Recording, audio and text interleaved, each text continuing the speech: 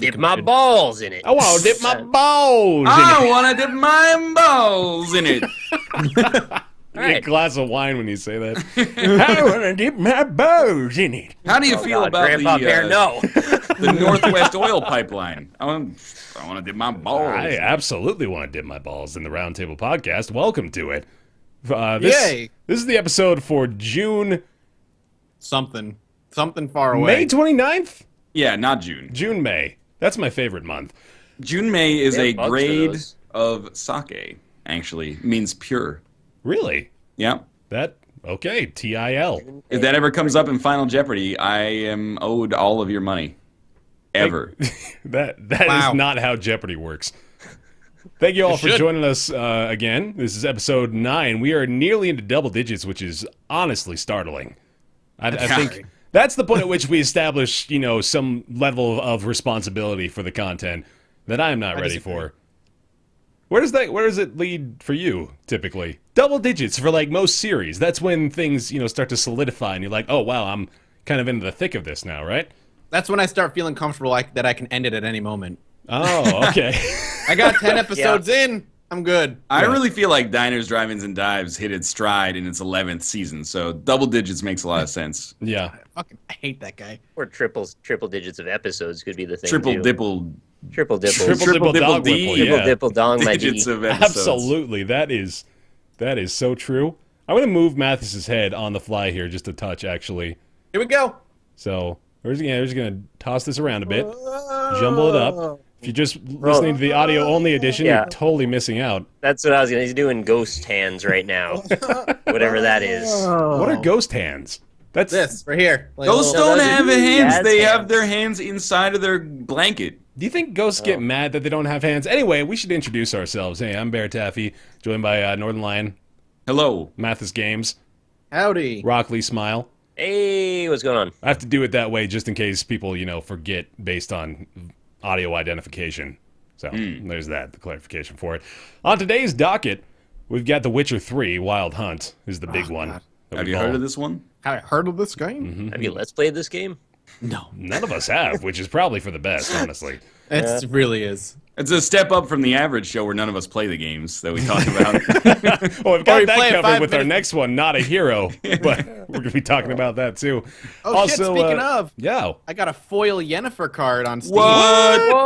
that's probably worth like $3, seriously. $3.22. Wow. Yeah, dude. You better dump that right now. You need to. Go Yeah, this right is now. Sell, man. 16 were sold in the past 24 hours. this I'm is on the it right peak now. of value right now, dude. I'm Undercut telling you. them. High. Undercut them by a $3. nickel. Yeah, Oh, yeah. So I'll say $3.15. How's that? A little 7 cents discount. I am this close. I'm using my fingers as an aid here. I'm really having to help out the audio only people for the first 10 minutes of the show thus far.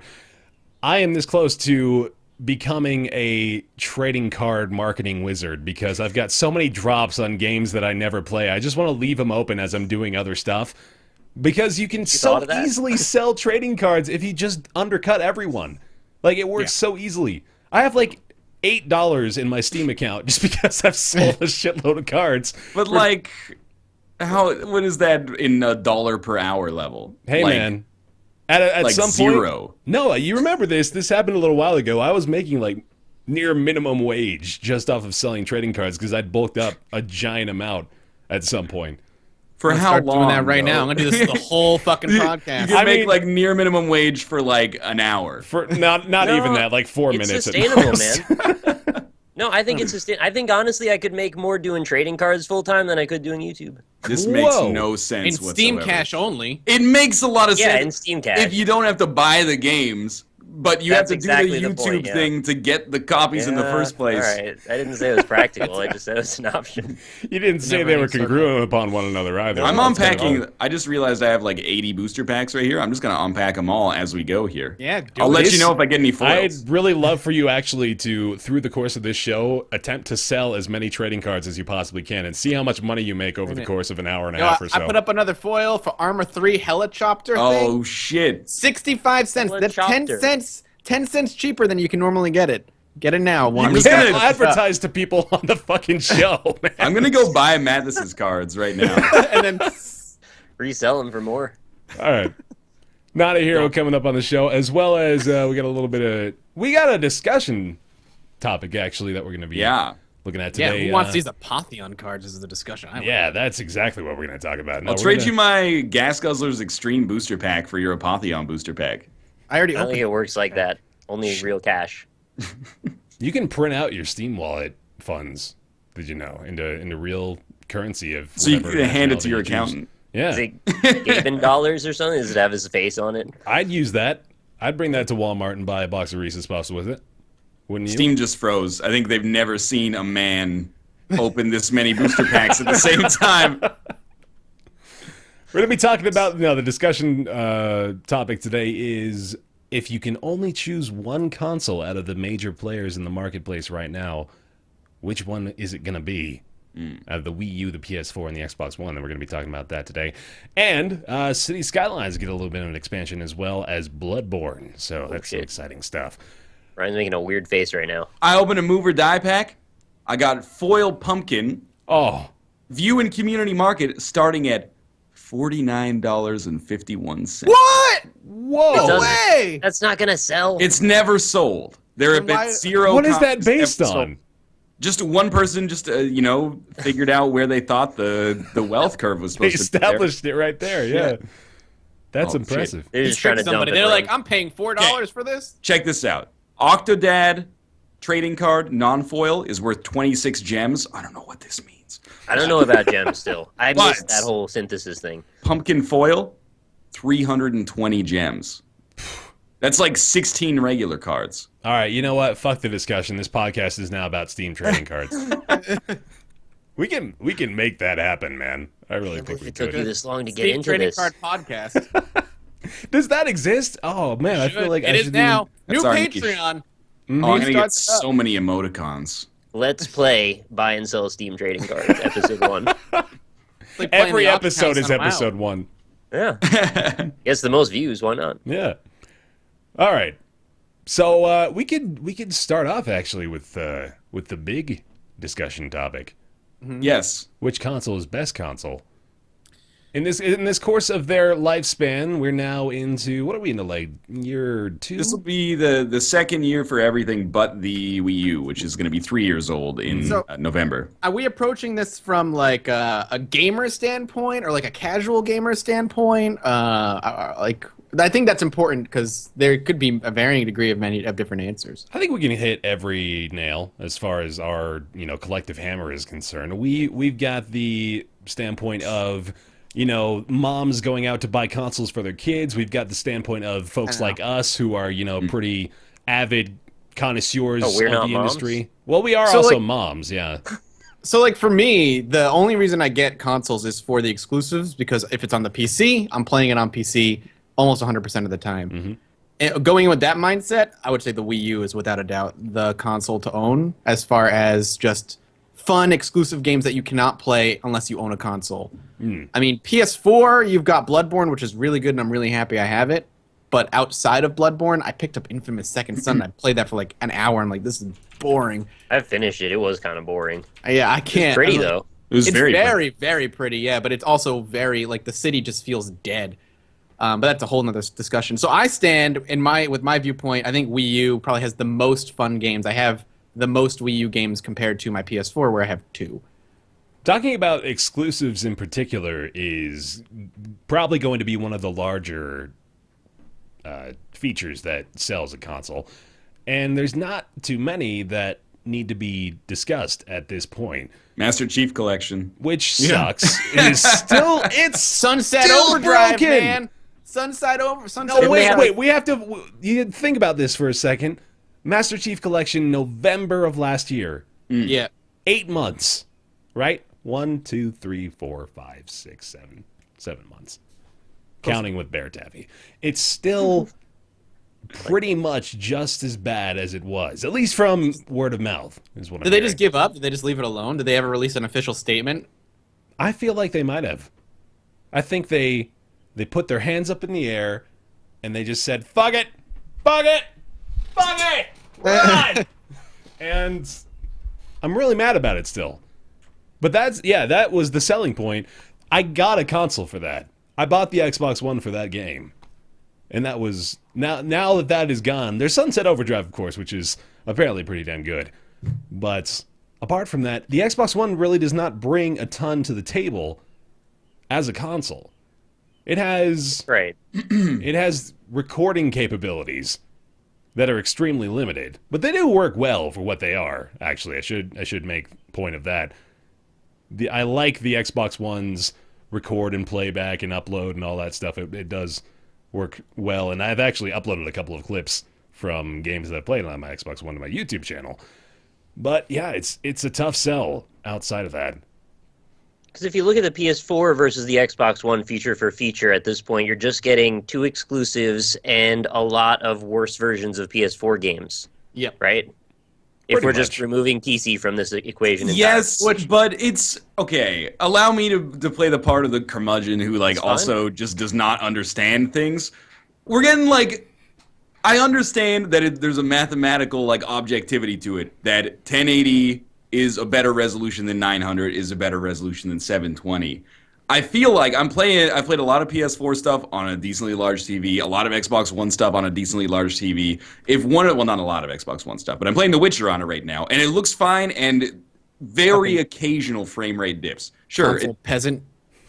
I mean, people are gonna be mad that we're even having this discussion. I was just gonna say we're literally talking consoles. about this, to the audience that may not share our sentiments here. I don't find that the way I think about people when they're like, well, the PS4 version is superior to the Xbox One version is the second and third smartest kid in the class who are quite clearly not going to be valedictorians. Man. It is crabs in the bucket. PS4 owners being like, well, it has 180 extra pixels per frame on the PS4, so it looks the same, okay? It doesn't literally look the same, and it's probably perceptible to the human eye, but it's very, very minor, in my experience at least. I also got the impression the Xbox One was the hardest of the 3 to develop for, because it seemed like there was the most bugs and issues in games on it. Do you think that's an element as well? I don't know. Right now, the only things I've played on Xbox One are... I played a little Forza 5 when it came out, which was fine. And I played Super Time Force on it, which was fine. And now I'm playing The Witcher, and I've never had a crash in The Witcher. Everybody's complaining about having PS4 crashes and PC crashes. Well, there's a big problem that cropped up yesterday or the day before for the Xbox One version of The Witcher, and it's a huge save bug. Oh, that sounds bad. And there's an article on There's an article on Game Informer about it. It says, I'm done playing The Witcher 3 until they fix the save bug. Where on Xbox One, here it is, the first, after a death, chose to restore a save point. The game crashed on load, let it sit for 20 minutes before turning the Xbox One off. Upon restarting, I couldn't get past the click any button to continue screen. Game locked up again. Please wait. Lost my save. Oof. Ooh. And that's happening to a lot of people right now. And CD Projekt Red says they're aware of it and they're trying to fix it.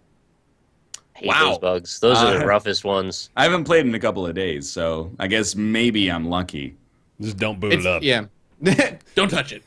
But I mean... So yeah, there's problems on both. My philosophy was not to say that the Xbox One is the superior of the consoles. I agree with Mathis's logic completely. If you own a gaming PC, the best console to own is the Wii U. Because it has a lot of exclusives that are good, and there's no other way to get them. They look beautiful. The Wii U games also, they look, like you said, they look fantastic, and it's not always from, a technical standpoint. It's got, good art direction and stuff like that. They look different than most games on PC. I play stuff on consoles because I'm in, a tiny office here, and after working in here for, 12 hours, I'm I'd like to spend, some time with my wife on the couch. So, yeah, I, go out into the living room, and I'll play something on the PS4, on the Xbox One.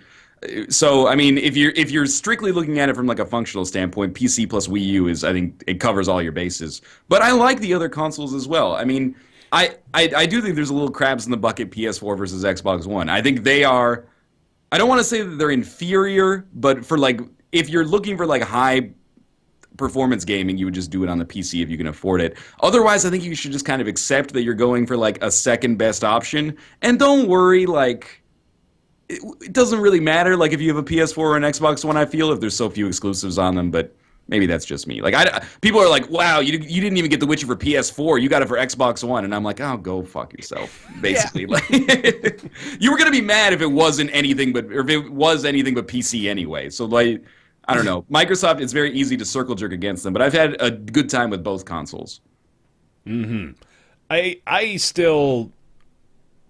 kind of share the sentiment of it's difficult to justify the purchase of either the PS4 or the Xbox One when you have a PC that is capable of running a lot of the games that you want to play anyway.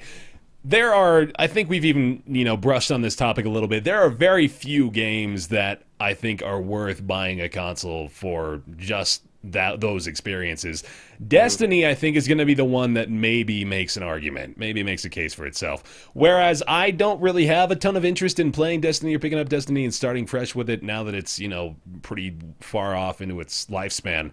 There are still people that are, picking up and playing the game. There was a ridiculous statistic I think was shared recently. I think it's 20 million players have registered or logged time in the game. Obviously, that's not 20 million actives, or maybe it is. I don't actually know off the top of my head, but still, that is an outrageous number. So Destiny was a console pusher for There's so many people PlayStation. tweeting about Destiny that I actually had to go and check because I forgot that it was not on PC. I was like, surely it's on PC. No, they what did they announce? They think they announced a huge expansion. Yeah, House of Wolves was the big expansion that they released.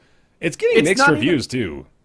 Just like Destiny, yeah. Yeah. It's not even I would never even use the argument which console is technologically better. It really does boil down to what console has the best exclusives that you're looking for at this point. And I would, like you said, I don't think any of us are in disagreement that both Xbox and PS4 really don't have a lot going for you. You have Bloodborne, I think PS4 is biggest seller if you're into that type of game, and you have on Xbox, maybe Sunset Overdrive, maybe Halo Chief Master Collection, because you have Destiny on both, so you can't even say Destiny for one of them.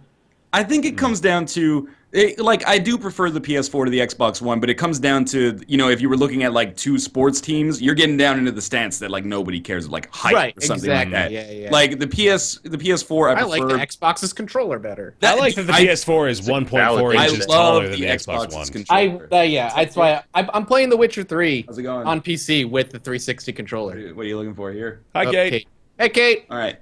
I do love the Xbox One controller, actually. I like it more than the PS4 controller, but that's not necessarily that common. But PS4, I think PS Plus is fairly consistently better, especially at the indie side of things, than the Microsoft Games with Gold or whatever it's called.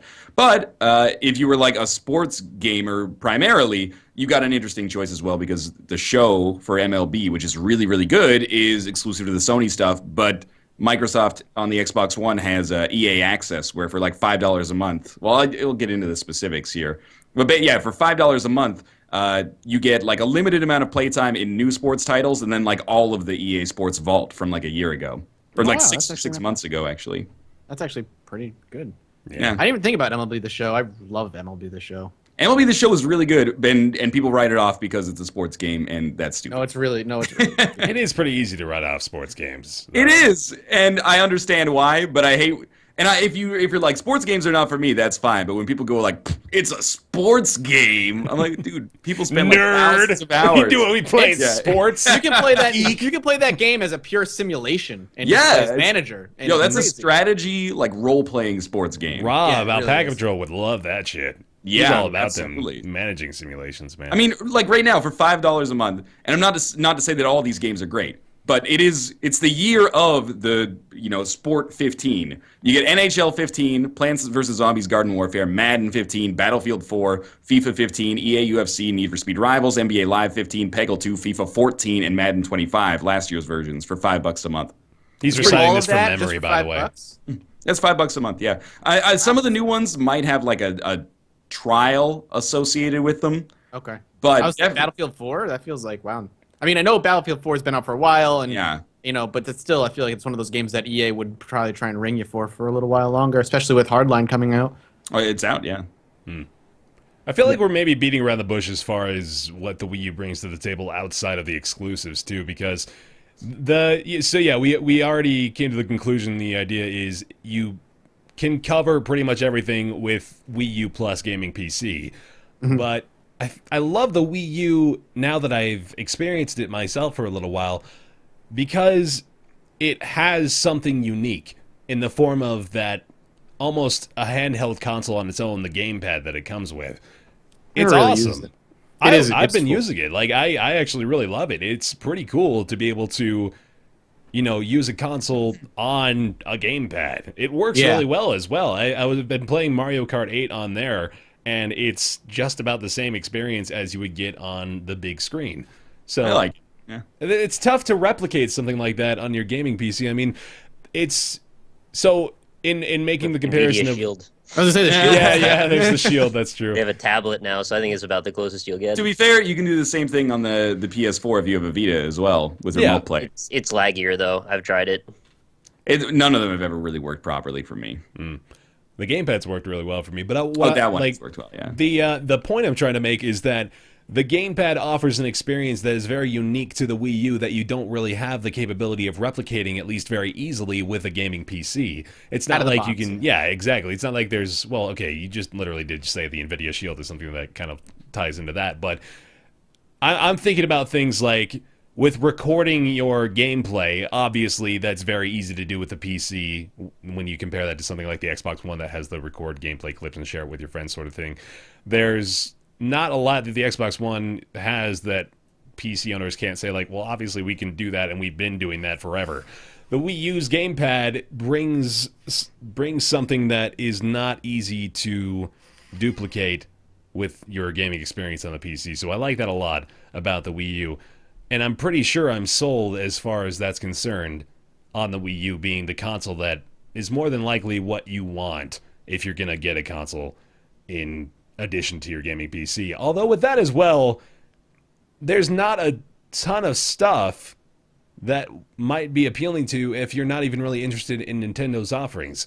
Like zero. Yeah. Well, okay, there's Bayonetta and there's, okay, well, I mean, Zelda's obviously a pretty Nintendo. I was lumping thing. Bayonetta in because it was like, I'm not sure if it was published, but it was financed by Nintendo. Yeah. I don't know, Bayonetta seems like a not, I don't think Nintendo when I think Bayonetta, whereas with things like Legend of Zelda Wind Waker and Super Mario 3D World and Super Smash Brothers, obviously that's very Nintendo, so yeah, there's not a ton. But there's there's not a ton outside Nintendo, but there's a lot there for Nintendo. Yeah. No, and they have the closest controller to the Xbox controller. The only reason the Wii U wouldn't win this debate from a PC gamer's perspective is if you're like me and you're like, I'm okay with playing basically a technically subpar version of the game to get out of the room that my PC is in. I can understand that not many people are in that position. And the counterpoint to that is always like, well, you can hook up Steam, like with, network sharing within your house, Steam Big Picture. I've done it on the TV. There's like a, quarter second of latency input lag. And for playing like Telltale stuff, it's fine, but you can also just like get a PC and move it over there. But like, it's convenient. It was like a few $100s. It's a convenient solution to play reasonable facsimiles in my living room on my couch on my TV. If you're not the kind of person that's interested in doing that, if you want to stay in your room at all times, which there's nothing wrong with, then PC plus Wii U is the only combination that really makes sense. I can't really see you using a PS4 if you're not. Like, if you're not going to use your TV. Yeah, I can personally vouch too. I have an Xbox One. It's in a box. Like, I'm not using it. I bought it for sad. Halo. I know, yeah. I'm looking at it in the box over here right now. It's like just this poor little thing that I want to play too. I've got fun games. I gave it a really sad voice. Well, now I feel bad for it. I need to go pet it. You're like, no, you don't, Xbox. You're a liar. It used to be an argument about, like, which of these groups did you want to bring your friends over from the prior console? Yeah. And that's just kind of faded away for me. I don't really play games much with people on consoles for multiplayer anyway. Yeah, no, you don't. Well, you don't go see people in real life anymore is the thing. Yeah, that's true. That's also true. No, that is an interesting point as well, where the Wii U also wins in that category because you've got the gamepad, you've got the Wiimotes, you've got the Pro controllers. You can play with up to 5 people on Mario Kart at the same time. It's kind of become the party console now, too. It is. Very really easily. Is. I don't disagree. Nintendo Land was super fun to play a few times. Nintendo Land was good, man. Yeah. I enjoyed that a lot because it used the pad and it's cool to be the guy whose turn it was to play with the pad and like have unique roles in the little mini games like the ghost one and all that stuff. I thought that was really fun. And with how cynical and jaded we've become too, I remember seeing the Wii U gamepad pop up at first, like this is so gimmicky and stupid. Like I'm never gonna, pop up the little map on my gamepad and be playing Zelda and think, oh, this is where I go with my stylus. Yay. I'm still not a fan of it, to be honest. Yeah, I They don't don't really use think it for those it's gimmicks. that helpful. Yeah. There was like Zombie U, and then I feel like after that they just completely lost third-party support, and we're just like, we're just gonna make Nintendo games, and like that's As the always. selling point of it. Like I feel like I was overly cynical about the Wii U, and a lot of people were, because I was coming at it from like an armchair business analyst perspective of like, oh, they really need to get third-party support. There's no games on it, and that's true. Within that first year of the Wii U's lifespan, there were like 3 good games that came out, which is not that good. However, if you have a PC as a complement to it, then it doesn't matter. Because the PS4 and Xbox One all of a sudden only have 2 or 3 games that you can't get on a PC that's capable of playing them anyway. So it just becomes like Nintendo has a huge competitive advantage, not in third-party support or, technical hardware or anything like that, but just because they have Nintendo. So they can come out with like all these games that are traditionally good and well-liked. And it's worked out for them. Nintendo has over the past decade become the go-to complementary console since the original Wii. They're no longer the do I get a PS2, Xbox, or GameCube? It's I'm going to get one of these and I'm going to get a Wii U at some point. I think last generation it was a little different. With the Wii? For me, yeah, because I know everybody owned a Wii, but I also feel like everybody played their Wii for like a year. And then, well, okay, I'm speaking from my own experience, but like we would play like Wii Sports, and then we played Wii Sports Resort, and we played Super Mario Galaxy and Twilight Princess. And then I just let it sit for like and 3 Smash or 4 and years. Mario Kart. I played Smash, but the Mario Kart on Wii I didn't think was very good. And Yeah, I like stopped at Smash. for the most part, I was like, it was just shovelware coming out because it sold so many units, and it was like it focused way more on the gimmick than the Wii U does, the motion control thing. But I really feel like consoles were strong last generation because, or maybe relatively because the PC was not seen as such a driving force anymore. It was kind of in that I don't like everyone was getting Rock Band and Guitar Hero and games that came out for consoles like that, Gears of War. When I think back to last generation, if you're looking between like 2005 and like 2009, 2008, I think of console games. Maybe that's just me. I think of the PC kind of went through a whole fucking Rising of the Phoenix situation. They were the last generation. PC was not really seen as a huge contender in the market, but I mean there have been plenty of studies and statistics over the past few years showing that PC has once again kind of come back because they're becoming more affordable and people are educating themselves, I guess, on it. Like the generation below us is growing up with the knowledge of how to build these things and know how to afford it. And most games that are coming out for PC now, you want to play them on PC because you have the option to be like, well, I could play it 30 frames a second with dips in at 720, 900, or I could play at 60 FPS on ultra settings for a machine that's just a little bit more expensive than picking up an Xbox or a PS4. If you're going to go with 60 FPS ultra settings, I think you're getting a little bit higher than... I've been seeing games writers and games developers being like, hey, I've got this incredible machine and I can only run it at high. I'm running... I don't know what... I'm running Witcher 3 at ultra settings, 55, 60 frames a second on a 780 GT with an i7 4770K. But that's at least 3 times as much as you're paying for a console. to put it together from scratch. To build this machine, I paid probably close to $1,000. So a little bit, and that was in November.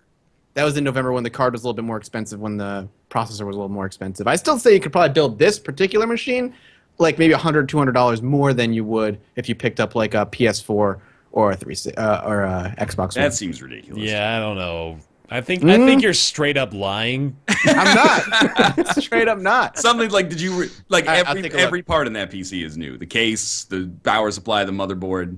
Yeah, but that's why you have PC Part Picker, man. When you do PC Part Picker, it finds all those parts on sale on either Tiger Direct or Newegg or Amazon, and you don't buy them. If you can find every part of that PC for less than $500 total, I will give you $500. And I said 600. I said 600. I said to the people that are listening, this is not to argue that a $600 gaming PC is worth less than a $500 PS4. One is a better choice.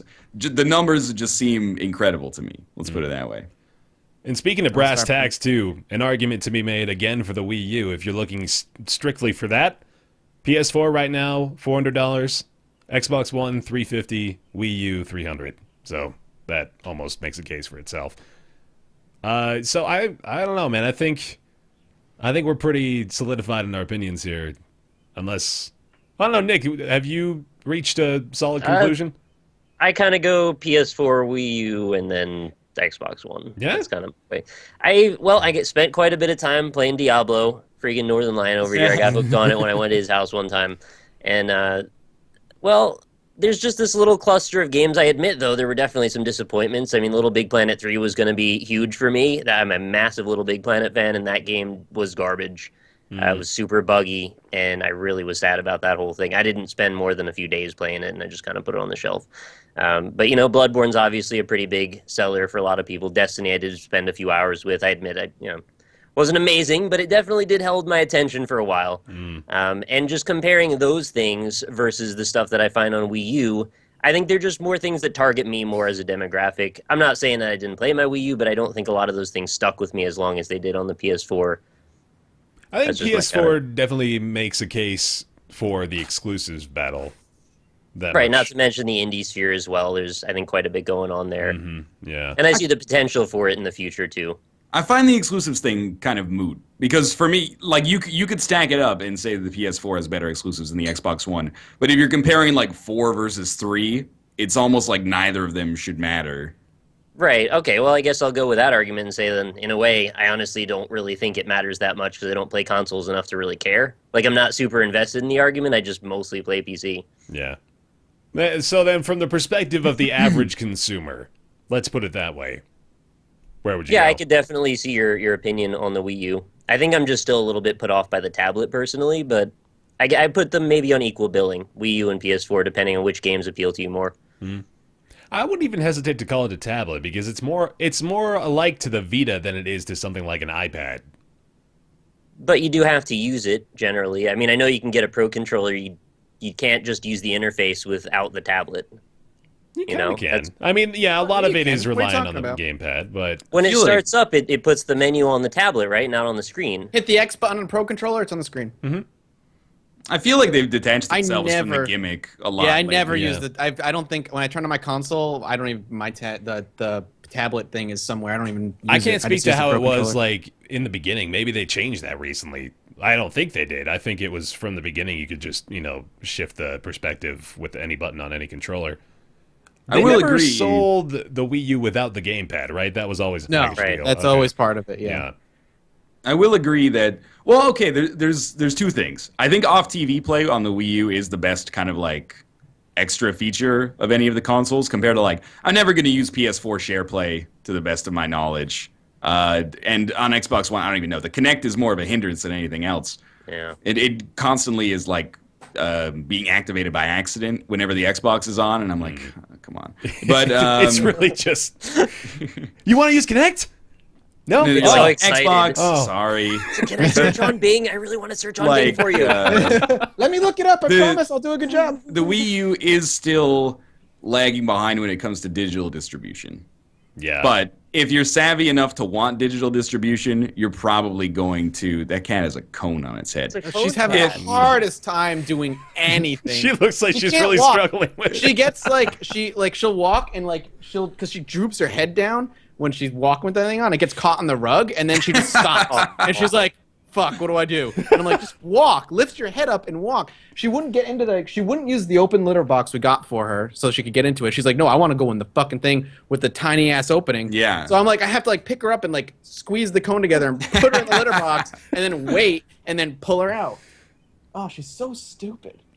Good luck. Poor kitty. It's the thing is I think the Wii U does suck still for digital distribution, largely because the hard drive is just really small. Oh yeah. But if you're savvy enough to care about digital distribution, odds are you probably would just get it on PC. You would 8 mostly be gigabyte playing Wii U, man. That is obsolete. Is that the base one or the special edition? Because I remember that might be when only it came in Japan, out. Actually, when it came out, I was like, so you can save $50 and get the hard drive, which basically it's like the Xbox 360 they used to offer, the arcade one, where they're like, here's an Xbox 360 and asteroids and a 250 megabyte hard drive. And you're like, what am I going to do with that? The standard I think is 32 gigs is what I'm seeing here. Mm-hmm.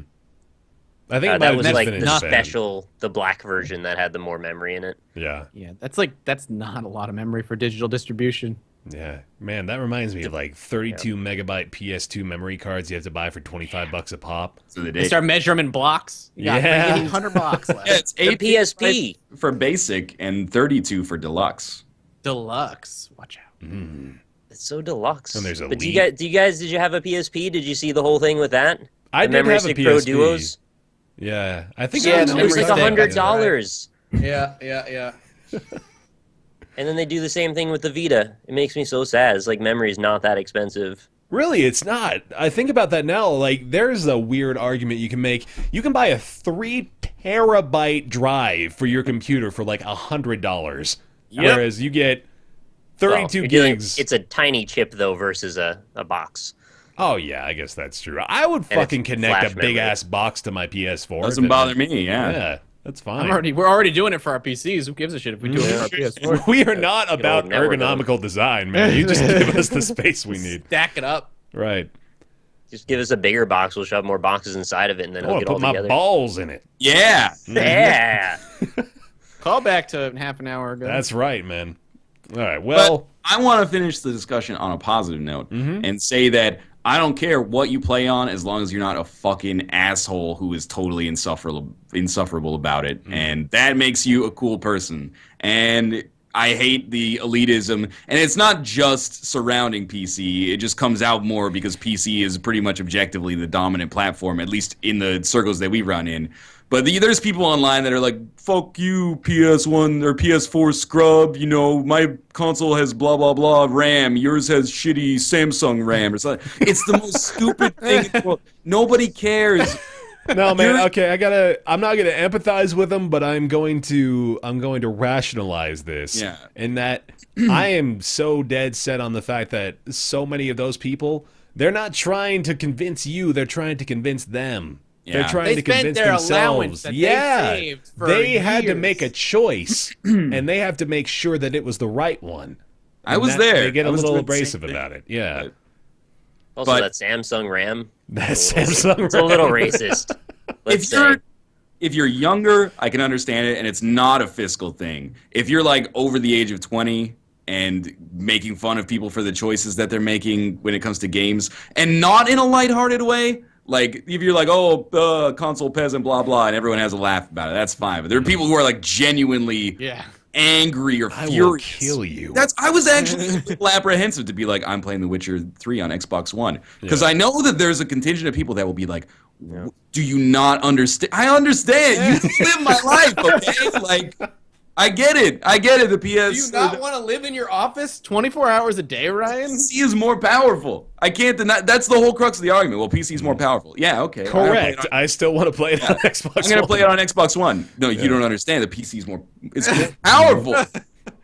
And I don't think these companies need advocates, really. I You're think they do their own job. Like, that's it. You don't work for the company. You don't get paid dividends. You're a consumer, and you're like going out there to defend the company. There's no persecution complex here at all. Like, that's what bothers me is when people become like corporate zealots, and not even in like a hippie way. Like, fuck that, man. But like, why are you wasting your time doing the marketing for them? Makes them feel good. It makes me feel bad. Oh, yeah, no, I know. Take a hit of this PC Master Race, brother. Do you need me to get you a copy of Witcher 3 for the computer, Ryan? No, I got Farming Simulator, so it's fine. Oh my god, I think we all got it. But I didn't get it. On You didn't PS4, get it? though. Okay. I got a tweet from somebody who's like, why are you playing Witcher 3 on Xbox? Or, sorry, not why. And I don't mean to call this guy out, but it said, How could you? you're playing Witcher 3 on Xbox One? That's sad. And then I sent him a tweet, and I was like, why is that sad? Like, this is just what's most convenient for me. And he's like, looks good on PC. It's like, You're really missing out, bro. You sort of made me feel bad because it looks good on PC. You're gonna get to the end of the game and realize how many of those pixels you regret not seeing. It's man. just not the same, man. It's not the same game. It really isn't. I mean, what did you play Inquisition on? PS4. It's huge difference. And not only mistake. did you play it on the PS4, you betrayed the PS4 to play on the Xbox One. Well, that's in Kate's office now, so it's like. You just want to wade through the fucking gallows of console peasantry, man. I want to be informed in my opinions about, if I'm going to shit on a piece of hardware, I want to actually have experienced it, not just read the discourse online. I don't like the idea that no matter what decision you make, it's wrong. Well, Obviously, Can't we just get over that? Welcome to the internet. You can't play Dragon Age Inquisition on PC because then you have to use Origin. So That's true. Oh, that you can get away with. Okay, as long as you're. So, that's like like having to play any around, Assassin's Creed game and having to go through fucking Uplay and hoping Yeah, or having to play any. Apparently, Blizzard gets a pass because anything that you have to use. I don't even remember what it's fucking called. Battle.net. Battle.net. Yeah, that's fine, right? Yeah, there's no problem there. We like Blizzard and we like Valve. I don't know why I actually don't mind Battle.net. Battle.net's not cumbersome like Origin is. I share that feeling. Like, now that I was thinking about it, I don't really have an issue with booting up Battle.net to play things. Because they don't make you wade through 4 pages to get to your games. Yeah. That's true. Battle.net has a really good interface for that. You know who doesn't use DRM? CD Projekt Red. It's true. That's right. Project. Mm-hmm. Project. Ryan uses DRM. It's called the Xbox One. Got him. Ryan is DRM. So I'm thinking Wii U would be my. Boil it down. Final recommendation. Just no explanation. Just pick one. I'm going with Wii U. Wii U. I'm going with pick it based on the games you like. Oh, come on. Make a choice. You have to pick Make an a choice, actual man. Yeah. You got to pick one. If you could only get one console of the 3. All right, Wii U. Get Bayonetta 2. Yeah. if you have a gaming PC, it should be the Wii U. If you don't have a gaming PC, I don't think it matters. All right. That'll work. I can live with that. Next on the docket. We of course welcome the 4 pages of PC Master Race comments for. And that's fine. I mean, it is right. Like, yeah. It's the best way, man. Objectively, the gaming PC is better than all of the other ones. It's just like Ryan said. We just live different lives where we want to get out of our office. Yeah. And we never really analyzed what if you just don't have a PC at all and you want one of these consoles. Yeah, then it that's would probably true. go more PS4. People who watch this are like in that niche, like relatively savvy.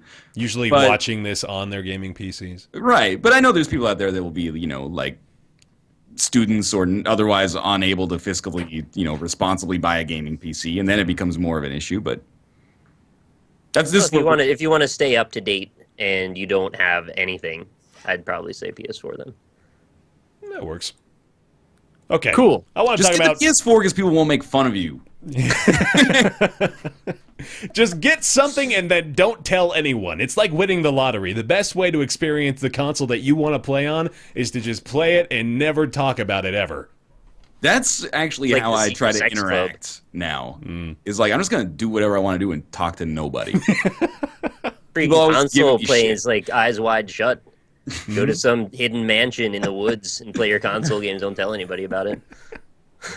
It's going to boil down to that at some point. There's just going to be like this community of people that venture out into this commune and play PS4. Can we call it a guild? Oh, that's probably better, yeah. Guild. I'm waiting for my Steam box to get here. I'm going to play that with the Xbox. I did kind of want to bring that up, yeah. The Steam box. I was at PDXCon 2014. They had in the lobby of the hotel, they had EU4 set up on like a big screen TV, and the guys were playing it with the Steam controller with like the 2 clicky wheels. And I'm like, come on, man, nobody's gonna play an EU4 with a controller. Look, I'm all for whatever kind of gameplay you want, but nobody's gonna like be moving the trackpad over here and then like the other one to try to rotate to what they need. I'm like, it's amazing that it can work literally. It's like StarCraft on the N64. It's like nobody wants to be using the N64 controller for StarCraft, man. I didn't want to use the N64 controller for anything. I hate that controller, man. And people try to sell me on it. It's bad. It's a bad controller. You remember trying to aim in GoldenEye? Oh my god, it's impossible. How you had to nudge the C up and C down with like the side of your hand to look up and... Hands aren't constructed to use that fucking thing, man. You need to be a crab to utilize that shit. How did that get through? Like... The second analog stick is like the greatest invention in gaming history. Mm-hmm. I cannot play first-person shooters prior to that era. I played the shit out of Perfect Dark when I was like 13. I've tried to go back to it. I can't do it. My brain is just like, you have to like hold R and then move the... Where's the other joystick? Why can't you freely control Pretty it? awkward. You're popping some peas, man. Am I? You're a pea popper. There you go. You don't have your spit Explosive. catcher. This is my old, this is Kate's old microphone. I've got one with a pop filter coming in. My current microphone. Yeah, it's Nick's current microphone. So what's next on the docket? What is next on the docket? Let's talk about City Skylines, getting a little bit more content. Okay, so when was the last time you guys booted up City Skylines looking on Steam right now? That's Probably what I 2 want months to know. ago. Yeah, I don't know. I have I know how many hours. I think I have 20-something hours in it. I got March 27th was the last time for me. March 29th was the last time for me. March 24th for me. And I don't even know. Where the hell is it? It's in C. Starts with C, yeah. And, no, I mean, never mind. I don't know Well, how to use all right, so C it's probably been a properly, while for all of us. I don't know if this is going to bring me back to it, so I'm trying to think. So City Skylines is getting some additional content, and it's suitable. I think it's about the free. the time. Suitable. Yeah, It's free. It's free. Yeah, okay. yes. So that's a weird word to use based on the fact that it's free content. Free new They're stuff. adding for a City lot of Skylines. things that people wanted, and there's still a rabid community for this game, I'm pretty sure.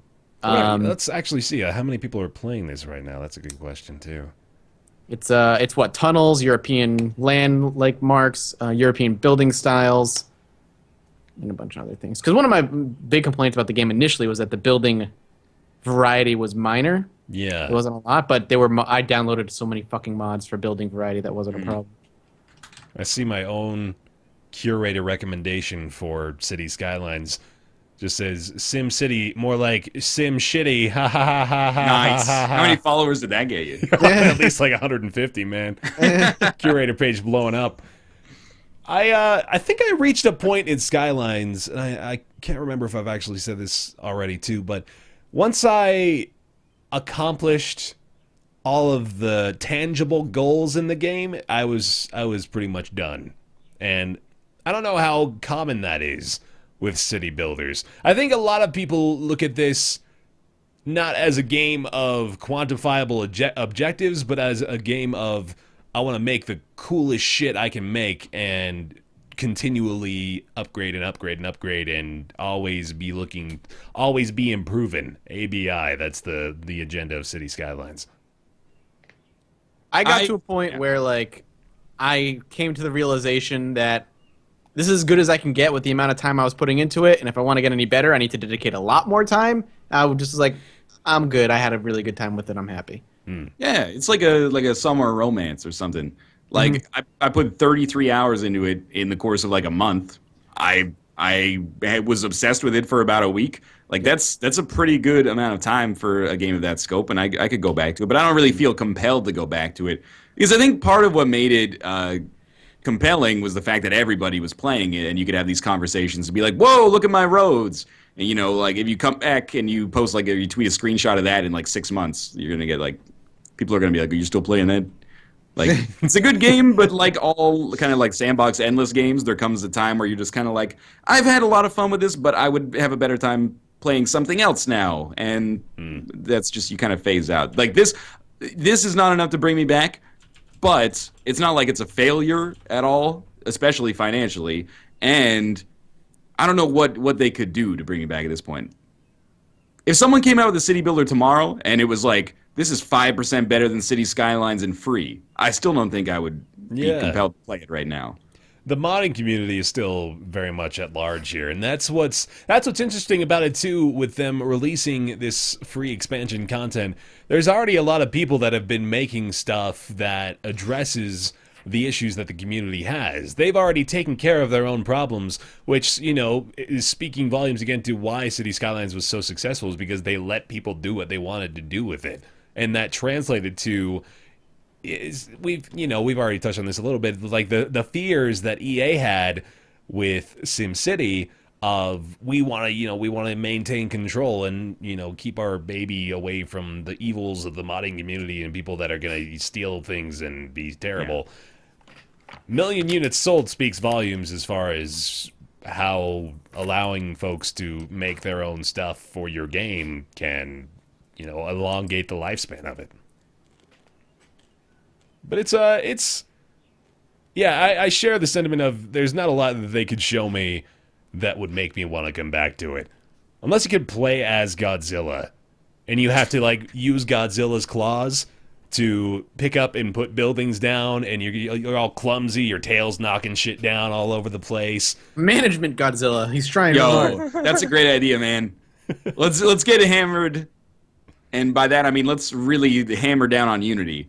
Learn it. Let's get really hammered. Then we'll get really drunk and we'll make like Octodad, but as Godzilla in a big cityscape instead of like in a domestic context. And he's an architect. And he's a loaf of bread. Oh, okay. Who is also a goat. Oh no. We're done. I went from real excited to real sad like instantly. We could just get hammered. Okay, yeah, that's better. I think that's where it lands, isn't it? But City Skylines, yeah, new content. Well, okay, so yeah, this is an interesting question to pose. Of what would bring you back? What would bring you back to City Skylines? I'll ask you guys too if you want to answer this. I'm mostly asking the listeners. What would bring I just you need guys to back? investigate mods more. I think honestly, I just need a little bit more free time to explore it. But I would be interested in seeing the weird things that people have come up with and how that is augmented against other things people have come up with. Mm-hmm. I think just time. It's like binging on your favorite food for a week straight and then just getting sick of it. I mean, eventually you'll want it again, but you just need to wait. And when I get the itch, I'll go back, but until then, I probably just won't.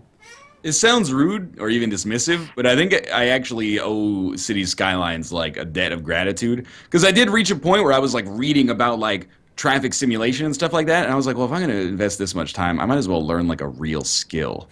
It's like me stopping City Skylines is like right when I started learning programming. And I think it's kind of like I might as well just invest like that 2 hours a day into actually improving myself. Man, that is way too responsible. Well, It's very adult of you, I sir. was on like wiki books being like, I'm going to read about the central tenets of traffic management. So people stop making fun of me for building these shitty intersections. I was like, I could just like learn something. It Like, made See me the really. guilt Sorry, go that ahead. that YouTube Let's Players get when we have people in these comments like, I need to change my lifestyle, so you can't yell at me anymore. it's pretty much true, yeah. No, it made me really respect the position of traffic manager or whatever Yeah. that is called in the city planning committee. That is really hard. And I even now, sometimes I will drive through intersections and roadways I've never seen before and think to myself, this is really smart. Like, I completely take this for granted as I'm just driving down a main road, but this is well constructed to continue flows of traffic, and I should appreciate this generous stranger who made my daily life and commute that much easier. But it doesn't really matter much anymore because I live in my little, cave. The lasting impact of the game is definitely that I have like an appreciation for the beauty of roads. Oh, yeah. I agree. See like an overhead shot of an intersection or like a highway off-ramp, on-ramp, I'm like, oh, fucking so sexy. That shit. It's like hard on. Yeah, the manages input and output so efficiently. Fuck. I never thought I'd be sexually aroused by an off-ramp until I played City Skylines. You should see Quill's like cloverleaf intersections, man. Oh, I don't think I can handle it. That's Probably. not a good idea right now. God, that's not some Bush League City Skylines shit. I'm getting a half chub just thinking about it. You gotta build up your tolerance before you go down that road. Start Meanwhile- spacing cloverleaf intersections. That's like some Well, my German highways- dungeon porn, the equivalent of that, man. My highway has like an exit every mile. It's like just an exit. Oh my all God. the time. I was like, this will work. It's function. I was just making highways off into the ocean, letting people get stuck out on them. That was what I thought was fun. You Good could make a thing. mod that allows cars to transform into boats.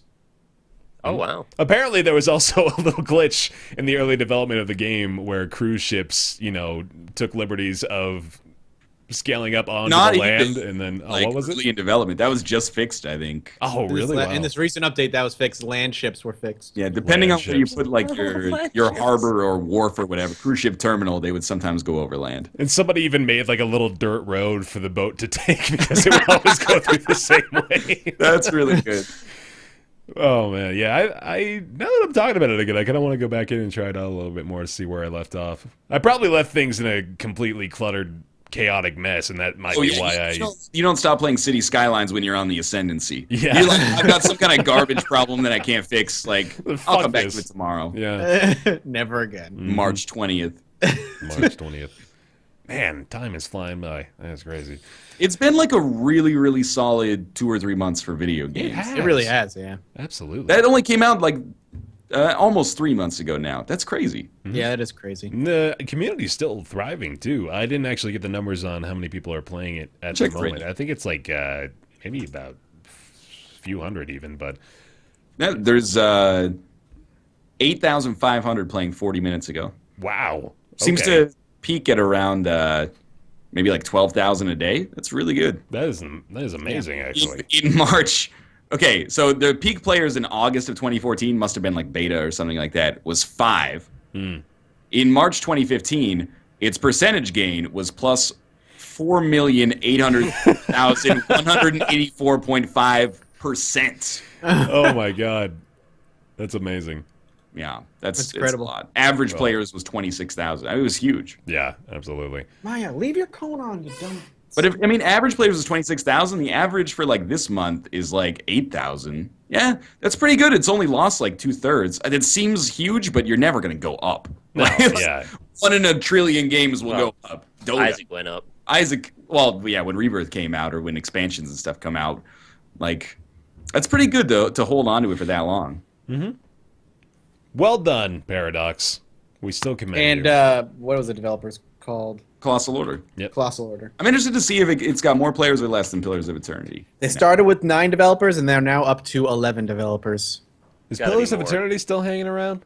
I think it's probably one of those games that people like played and then didn't return. But yeah, you don't go back to it once you've beaten it. It has a 42,000 all-time peak, but an average of like 4,000 right now. Wow, okay, yeah, that's still surprising too. I was actually thinking Pillars of Eternity is a game that people probably still haven't finished that have been playing it since it came out. It's possible for sure. All right, well, there's that. Also, new Bloodborne content has been announced. We don't really have any info about it, but that's just kind of an APB for you. I'll let you know when I get through the Cleric Beast, all right? Yeah, Dude, you were that. tweeting about Bloodborne. You were like tweeting. I can't remember if it was your impressions or something. And I was like, oh man, this must have played like a lot. Like 2 weeks later, you were tweeting about finally getting to the Cleric Beast, and I was like, I couldn't find the shortcut until that one day. I was taking the long run to the Cleric Beast every it's the time I spoiler. died. Yeah. The Cleric Beast is the first boss. Yeah. Oh, fuck him. Fuck him. Really sucks took- having to go the long way every time. Yeah, it did. And I took the cane as the weapon too, so I'm like pecking at him. I'm like, the cane's not bad though. I've heard. I've never used it, but the axe has been my thing. People love the axe, right? I yeah, love because the it axe. hits hard. I'm still on Saw Cleaver meta. I like it. Plus 10, man. I just finished the game last night. I'll let It you was know. when I- quite a struggle. It was I think I've really died hard. to the Cleric Beast like 10 times so far. Get good, It's not scrub. easy. You get beaten by the Cleric Beast, and then you learn how to fight in the game. You know, they're like, Or you don't, and you play it for 40 more hours like me. And because you didn't You read just the refuse to tutorials. learn and toil on. there was this one Tutorials. message that I kind of glanced over when I started the Let's Play, and everybody's like, nope, you're fucked now. You'll never figure it out. It's a hard game, though. So yeah, they've announced that expansion content is on the way, so that's exciting. Cool. Did they announce that there's like no details at all? I don't think there's anything. Yeah, they just said there's going to be more details later this year. Probably something in E3, I would imagine. Bloodborne will be Release some getting an info. expansion. Yeah, more or less. Probably have some Just- bosses in it. This That'd be is- my guess. When I suggested this, I didn't realize that it was a tweet from Shuhei Yoshida. It Yeah, just said, it's an expansion is coming. More info later this year. that's pretty much it. All right. Yeah. At Yosp, if you want to get the inside scoop on what's going on with that. A lot to learn. Oh yeah, I think he's a fun guy to follow. Actually. Yeah, he's cool. All right, let's discuss. Cooler than Major Nelson. Am I right, Yeah. Sony Bros? Yeah. I met him at an Do you want a airport. fist pound? God, I had the most. I think I told you guys this. I had the most corporate interaction with Major Nelson I think I've ever had with any sort of like noteworthy entity in the games industry. It was Just when you met him at the airport? Yeah, I see him at the airport, and you gotta say hi to Major Nelson, obviously. So I go up to him and say, "Hey, Major Nelson, right?" And he said, "Hey, yeah, how you doing?" And I said, "Oh, hi, I just wanted to come up and say hi to you." And he's like, "Oh, cool. What are you playing on your console?" Like it was like right out of the gate. It was like I was desperately He didn't trying to say- think of like what I He didn't played. say Xbox One. No, he said console. What are you playing on your console? I remember it because it Interesting. sounded so It was so corporate. He was ready. Yeah, he was like, oh it's yeah, just second nature. No, he's rehearsed these interactions, man. Absolutely. He was way too prepared for me to come up to talk to him in an airport than anyone really ever should be. Yeah. It really did. I was taking it back. Spelunky. I like that game on my Xbox 360. And then I took a picture with him and then we made out. So anyway, not a hero. Professional assassin turned amateur campaign manager Steve is charged with cleaning up the city by an rabbit and mayoral candidate from the future named Bunny Lord. Bunny Lord was... I don't know if that was like a game in and of itself, or I think that was their weird PR campaign they were doing. Yeah. Like Bunny Lord is hacking the system and stuff like that. It's published by Devolver Digital, developed by Roll7, who sound familiar. Ollie. Yeah, that's the one. Yeah, it's out on Steam right now, $13. Mathis and Ryan got a little bit of experience with it. What'd you guys think of it? Mathis, why don't you start? Yeah, I think you and I have differing opinions. I like it a lot. There's a few complaints I have about it, but it's an interesting take on the cover shooter. It's a 2D cover shooter. Really? Relax. It's a 2D cover shooter. What do you think of Not a Hero, Maya? Jesus Christ, you guys should have seen that. Anyway, she's a focus 2D cover shooter. That's pixel art style. One of my complaints is the controls for the most part work well. One of the things I don't like about it is that the cover and the slide button are the same button. So there have been plenty of times where I've slid out of cover and gotten shot at. It kind of presents itself as almost like pseudo-puzzle-like because you kind of just look for the best ways to deal with the enemies as they come at you. When you're taking cover, you can shoot out of cover, but you can't really move. Enemies tend to take cover and like slowly progress towards you as you're going through the hallway. Some enemies you can slide tackle and then just kill. Some enemies you try to slide tackle, they'll knock you back. Some enemies have guns that just knock you back. So you kind of have to like assess the situation very quickly and like via kind of just Twitch responses, figure out how you want to go through each hallway. What are you laughing at? I'm sorry. I'm watching the trailer muted right now. Oh, they punch a ball sack in it. It's really funny. There's like sexy Spanish Jesus and a block coming out of someone's eye that just says stuff. And it's just flashing on screens like, more stuff! So much excitement! Anyway, go ahead. The cool thing about it, too, is that there's like 8 or 10 characters, something like that, and each one has special abilities. So, like, Steve... Wonder Bats! Sorry, go! It's fine. Steve, the character you start with, for his thing is he can reload quickly. The next guy you unlock, he's like... he's kind of like just like a redneck. He's got a shotgun. Only has 5 shots, but it's really deadly up close. Next one that I've unlocked is the girl. Her thing is she can run and reload at the same time. So they have unique kind of gimmicks to each one, so you can kind of just play how you want. I like it. It's fun. It seems like it's got a jazz punk-esque humor to it. Oh, the humor is ridiculous. Bunny Lord is like taking out crime, but most of the time you're not even sure if these guys are criminals.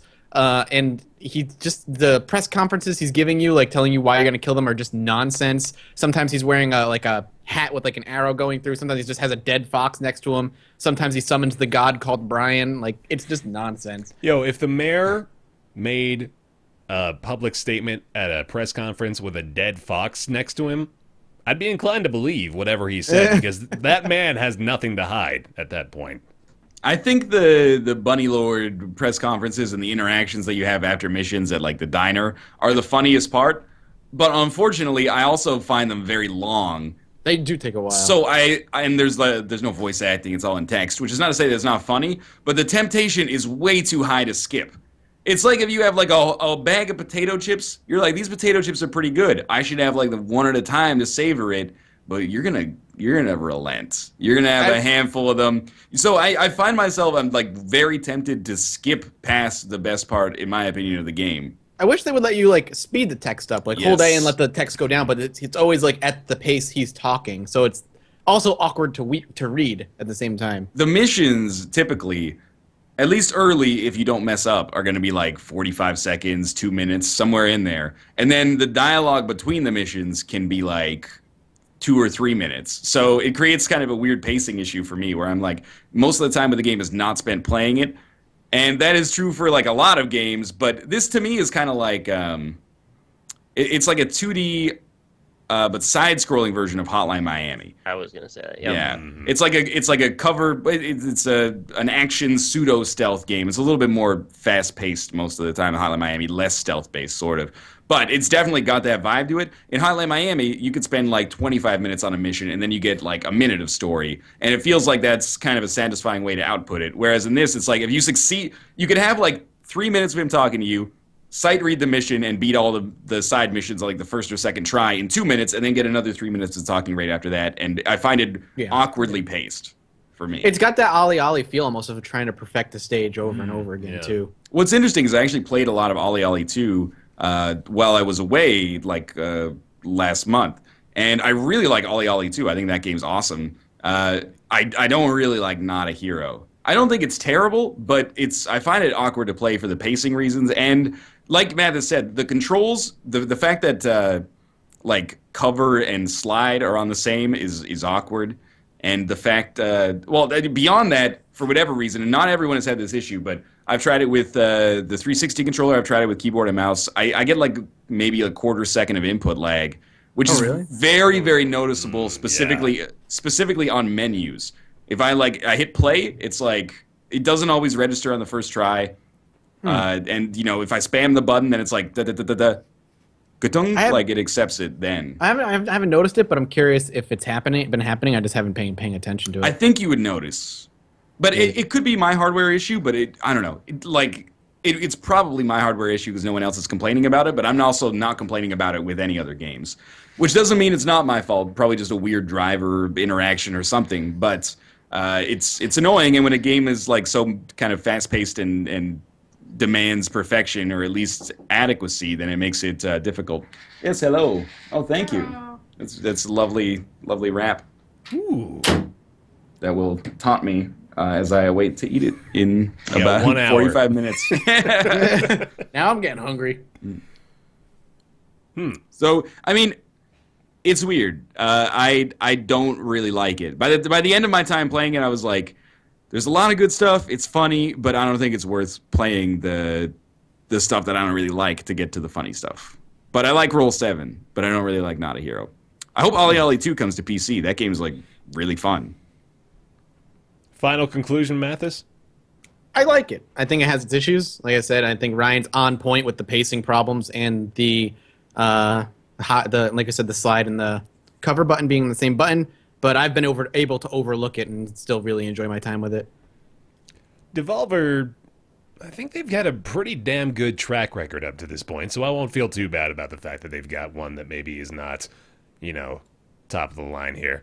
Looking at, oh my god, yeah, they've actually got even better than I thought they did. Looking at the Were past, it not even for the controls being fudged up for me, I would be fine with like the pacing issue because I would just skip by the text and count it as a loss. But I did enjoy at least like the style of the gameplay. It was just unsatisfying because it didn't really work properly for me. But it's a game that I could like were it not for that.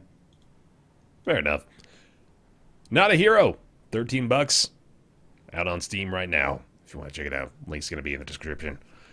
And then finally, the one that we've reserved 45 minutes of the show to discuss because we know it's going to take that long. The Witcher 3 Wild Hunt. First of all, who's played the first two? I played the second one. Okay. I played the first one slightly. I've played both. And I played none. So we have literally every possible combination. Yeah. That's perfect. Witcher 3 Wild Hunt was released on GOG Galaxy as well as Steam to the tune of $60.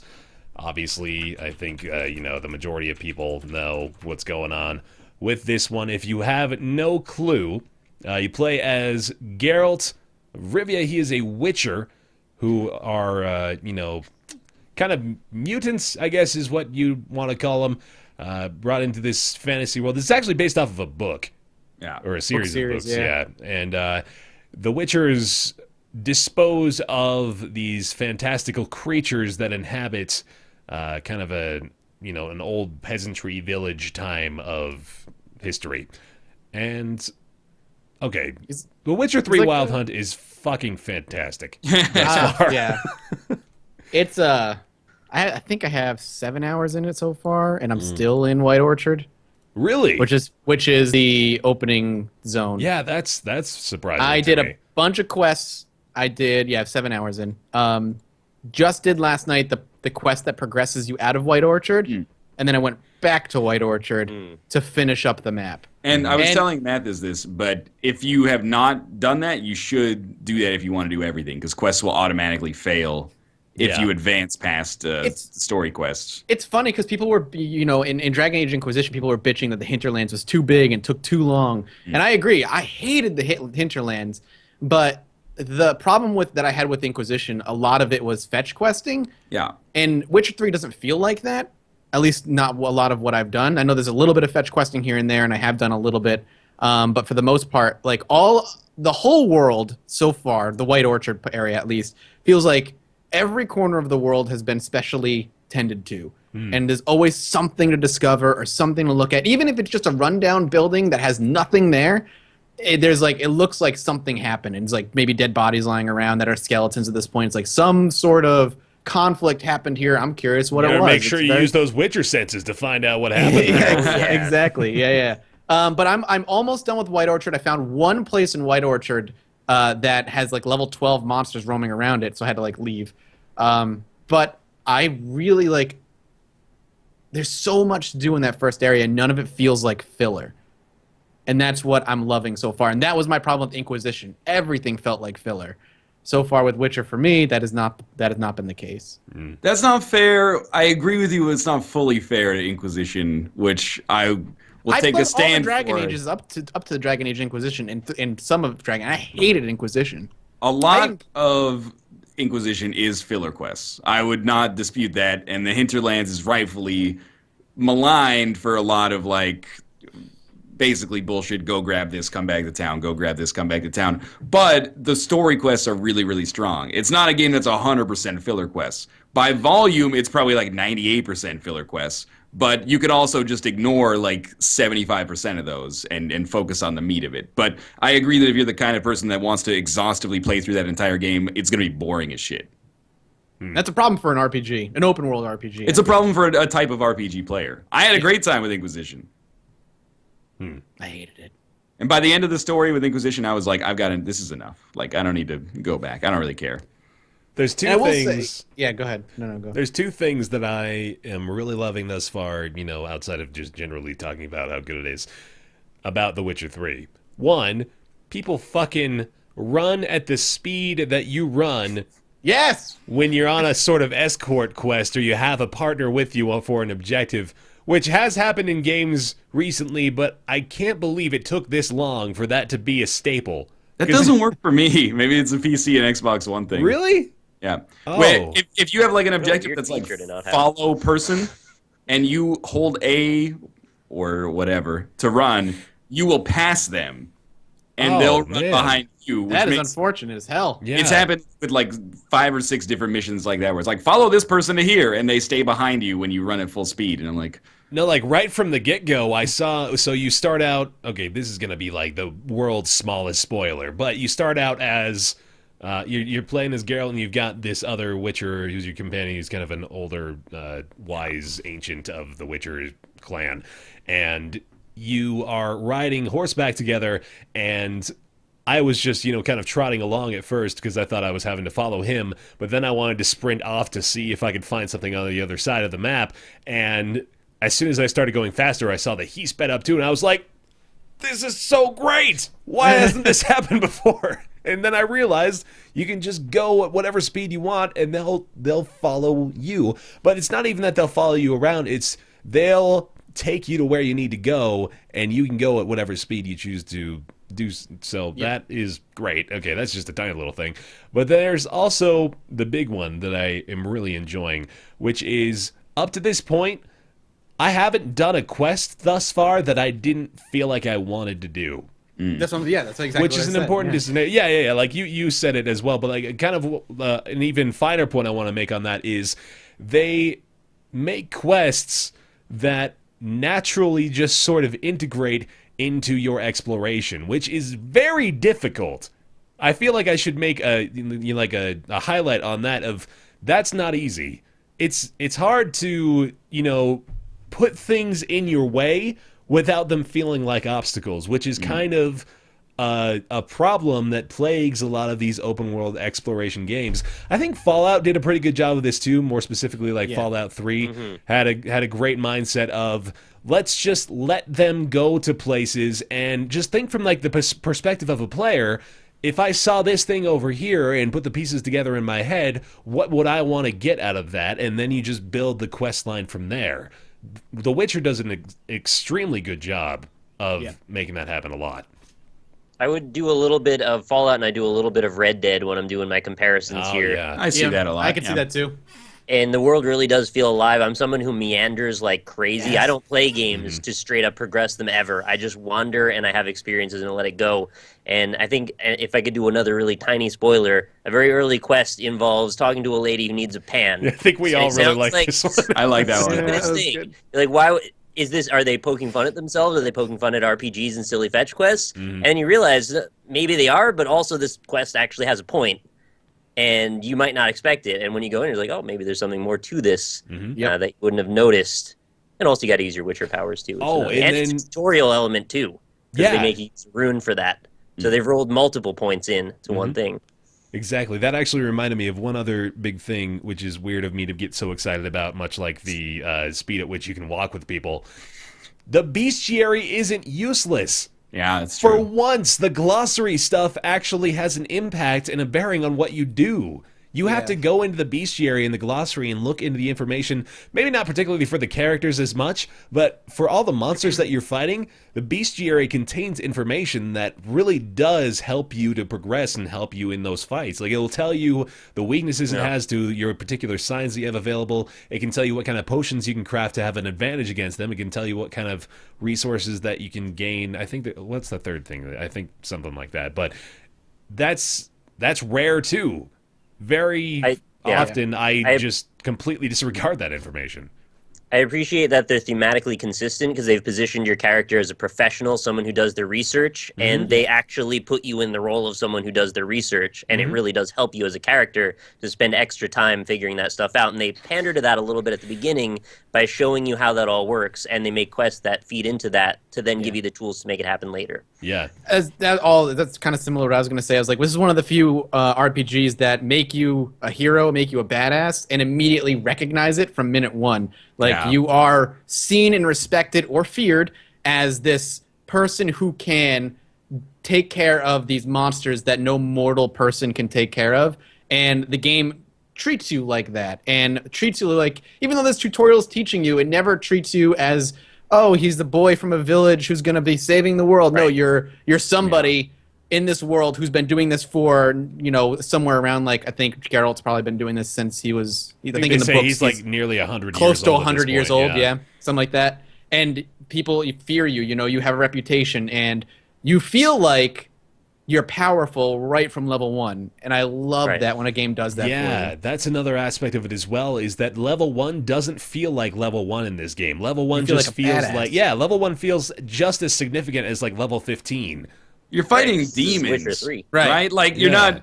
It's not like they start out with the traditional level 1 where there's like, war hogs, turtles, or something. And Exactly. Yeah. Like, oh, we've got like some raccoons have gotten into our blueberry patch. Can you go murder them, please? Like, it is like right from the get-go. It's like we have serious problems going on, and like, can you murder these demons because nobody else can do it? And Geralt's dialogue is always fucking. I love listening to him talk because he's Batman. He's basically a medieval Batman bounty hunter. But what was that? I have to say, I hate his voice. It grates on my ears. I'm 50-50. Yeah, I mean, I'm used to. I've known it since the first 2 games. It's the same voice actor. It just seems like him now, so I'm kind of used to it. I don't think it's bad, but the way that the lines are delivered does sort of emphasize, or it for me makes it feel a little bit more like really amateur, kind of like gritty fan fiction. It's tough for his character to express emotion. I liken it to something like Connor's character in Assassin's Creed 3, where he's just like always kind of at the same level of, I'm really sad now. According to lore, I'm really happy. Something they never explain in the games is, like, according to lore, like, Witchers are not supposed to have them. After they go through all the mutations, they are devoid of emotion. But Geralt is for some reason, like, he has a little bit of empathy, and that's why he has, like, lovers and stuff. I wonder how much I even believe that. They don't explain that at all. Yeah. Outside of the books. It just doesn't seem like that's happening. Even with the old dude, like he expresses some emotions pretty Again, clearly. it's more it's prominent in the books. I don't know how much CD that makes Projekt sense. Red is What kind is of his pulling that name? in. The old guy. Vesemir. Vesemir, yeah, that's what it is. Yeah. But it's well, okay. I think it might even relate to my experience then, because you just mentioned like you're used to it because you played the first 2 games. I was actually talking to Rumble Muffin about it too. He was mentioning how he played the first 2 games and now it's just kind of grown used to it. But that's a negligible point anyway. Whether or not The writing voice. is so good.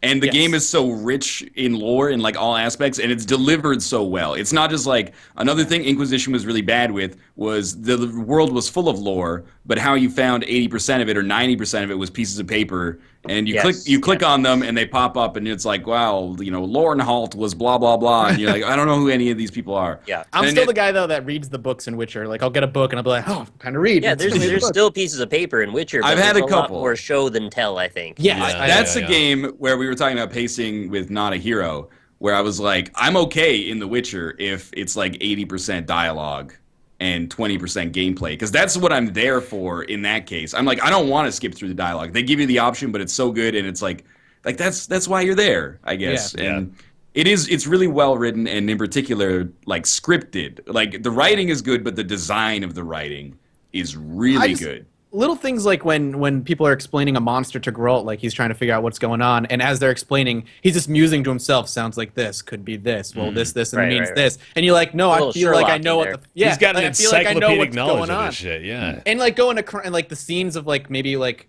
a monster having killed a bunch of people and being able to like go to each body and be like, course marks here, this, that. You're a medieval Batman with superpowers. It's really cool. If you're going to do a power fantasy, you got to really embody the character, and they have actually done it here. Yeah, which is so rare to see people really take it on full on. I have one little complaint though. Yeah, I don't know if you guys found this to be kind of taking you out of immersion, but when the dialogue trees put you in a position where you can select the same one multiple times, and if you maybe don't realize you did it, and then he says the same line in the same inflection, it would be great if they responded to that like, I literally just told you that. Right.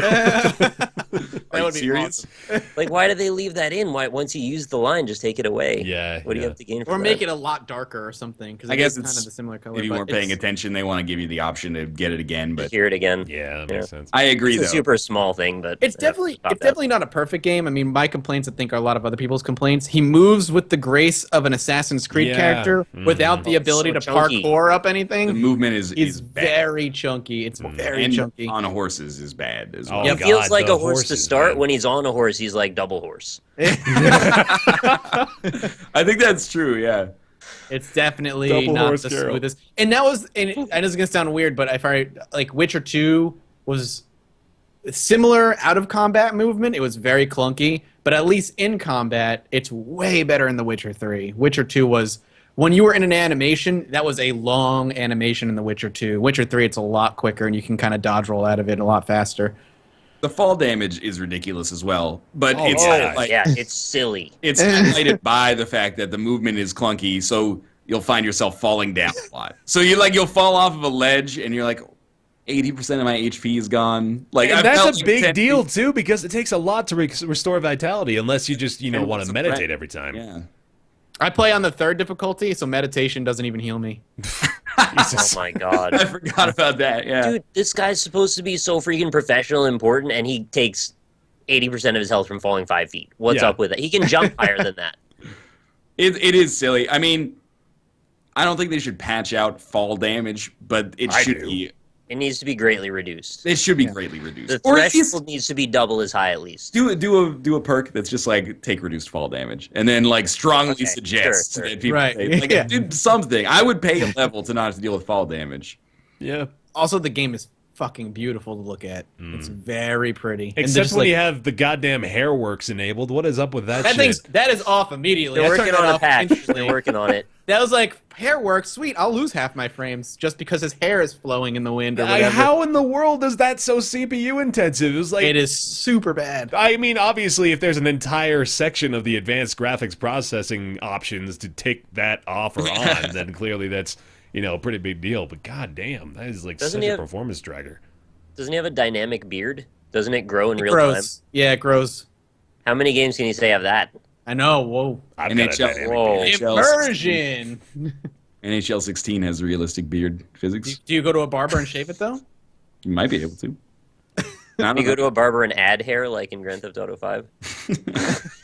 I've always on. been amazed by those barbers, man. Like they can do They they do can hair work wonders. extensions, I guess, but like they can do them for anything. For your face. That's amazing. Beard extensions. What I do like, well, I think it's just kind of funny about a few of the quests that I picked up early on in White Orchard 2 is they'll give you, well, what you can do is you can go explore around places and you can find some loot hidden in some secret cache somewhere that contains like a journal or just a little dossier of information, and that'll pop up a little quest beacon in your menu. But if you go to the menu and look at it, it just says, read the book you found. Yeah. It literally, and like you can even read the book and it sometimes doesn't update. It just says like, yeah, read it. Fucking figure it out based on the information we gave you there. Like go find something. That's the whole gist of this quest. There's another thing I really like about it is that because it's a character and not like a Party. Well, I was thinking like a blank slate that you imprint yourself upon. Yeah. Mm-hmm. I find myself actually getting more into like the role playing aspect of it, where I'm Me like, too. what do I think Geralt would do here? Whereas in Inquisition or any game that allows me to just create myself, I'm like, I'm gonna do whatever I think is gonna give me the best stuff. So it's like if somebody's like, oh, sorry, sir, like I thought you were the Imperial Guard. Here's 200 gold or something like that. In The Witcher, I'm like, you keep your gold. I don't need. Like, this will help the city or I'm something. the fucking Witcher. Yeah. Or like they pay you to kill a monster and they're like, well, I could keep it or whatever, and you're like, I'm the Witcher. I don't do this shit for free. Oh, you do it the opposite way. 'Cause I'm playing as Geralt. I feel like bad, so I'm like, keep your measly allowance. Okay, so we got to do another minor spoiler then, because there's a quest pretty damn early on. This is in White Orchard again. I hope we're not ruining the entire first hour of the game. It's for a some people. it's an 100-hour-long game. Yeah, you're in like the first 5 hours. You got plenty of stuff to play beyond this. There's a quest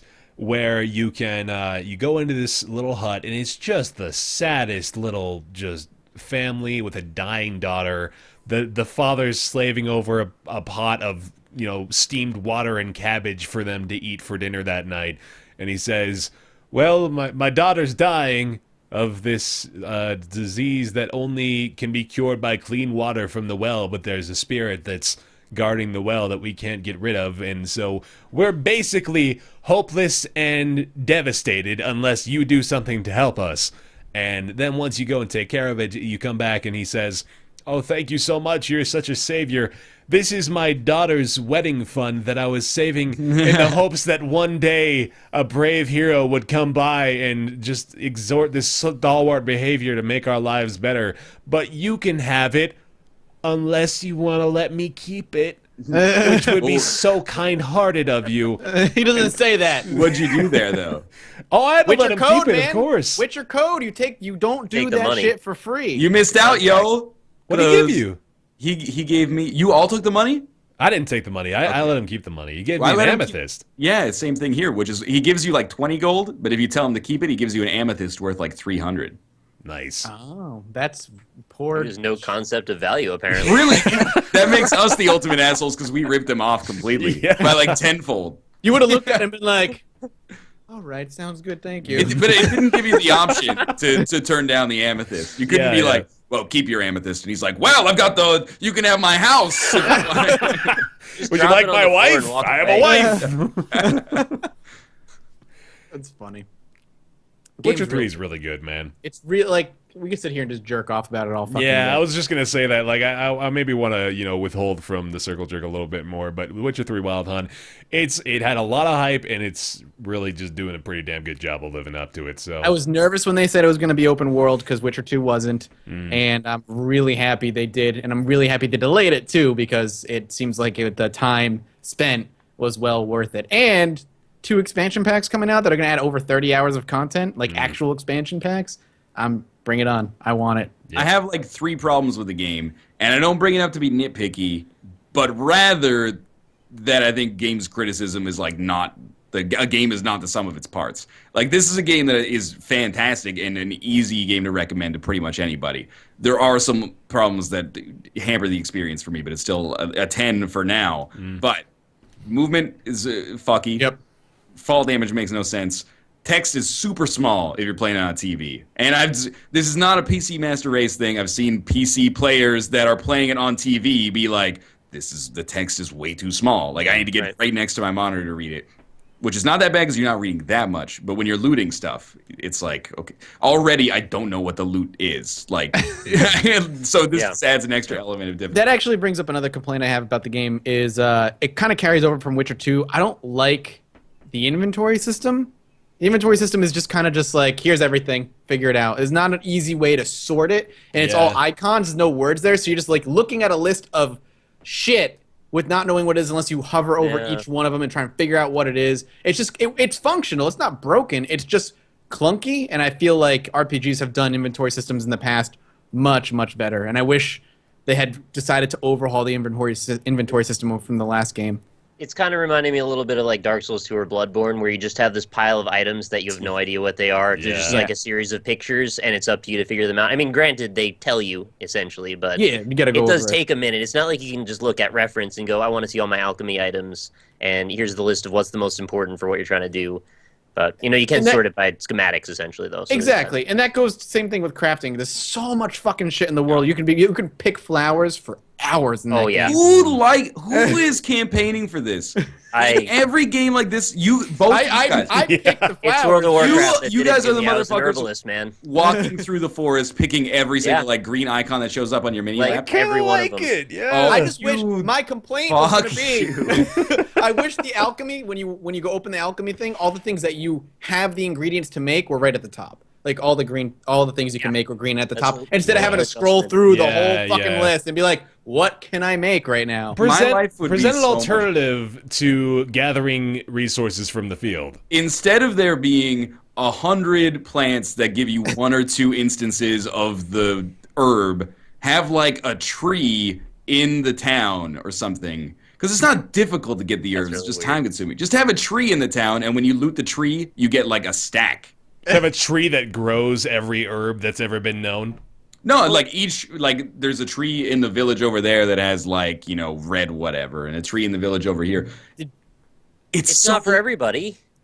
Yes. Where's the people that want to meander? And I like to meander. I like to go through the forest and discover crap in the forest. It doesn't reward the people that want to meander, in my opinion. It penalizes the people who are like, I don't want to sit here on my couch and literally collectively spend like 22 hours pressing A on every plant.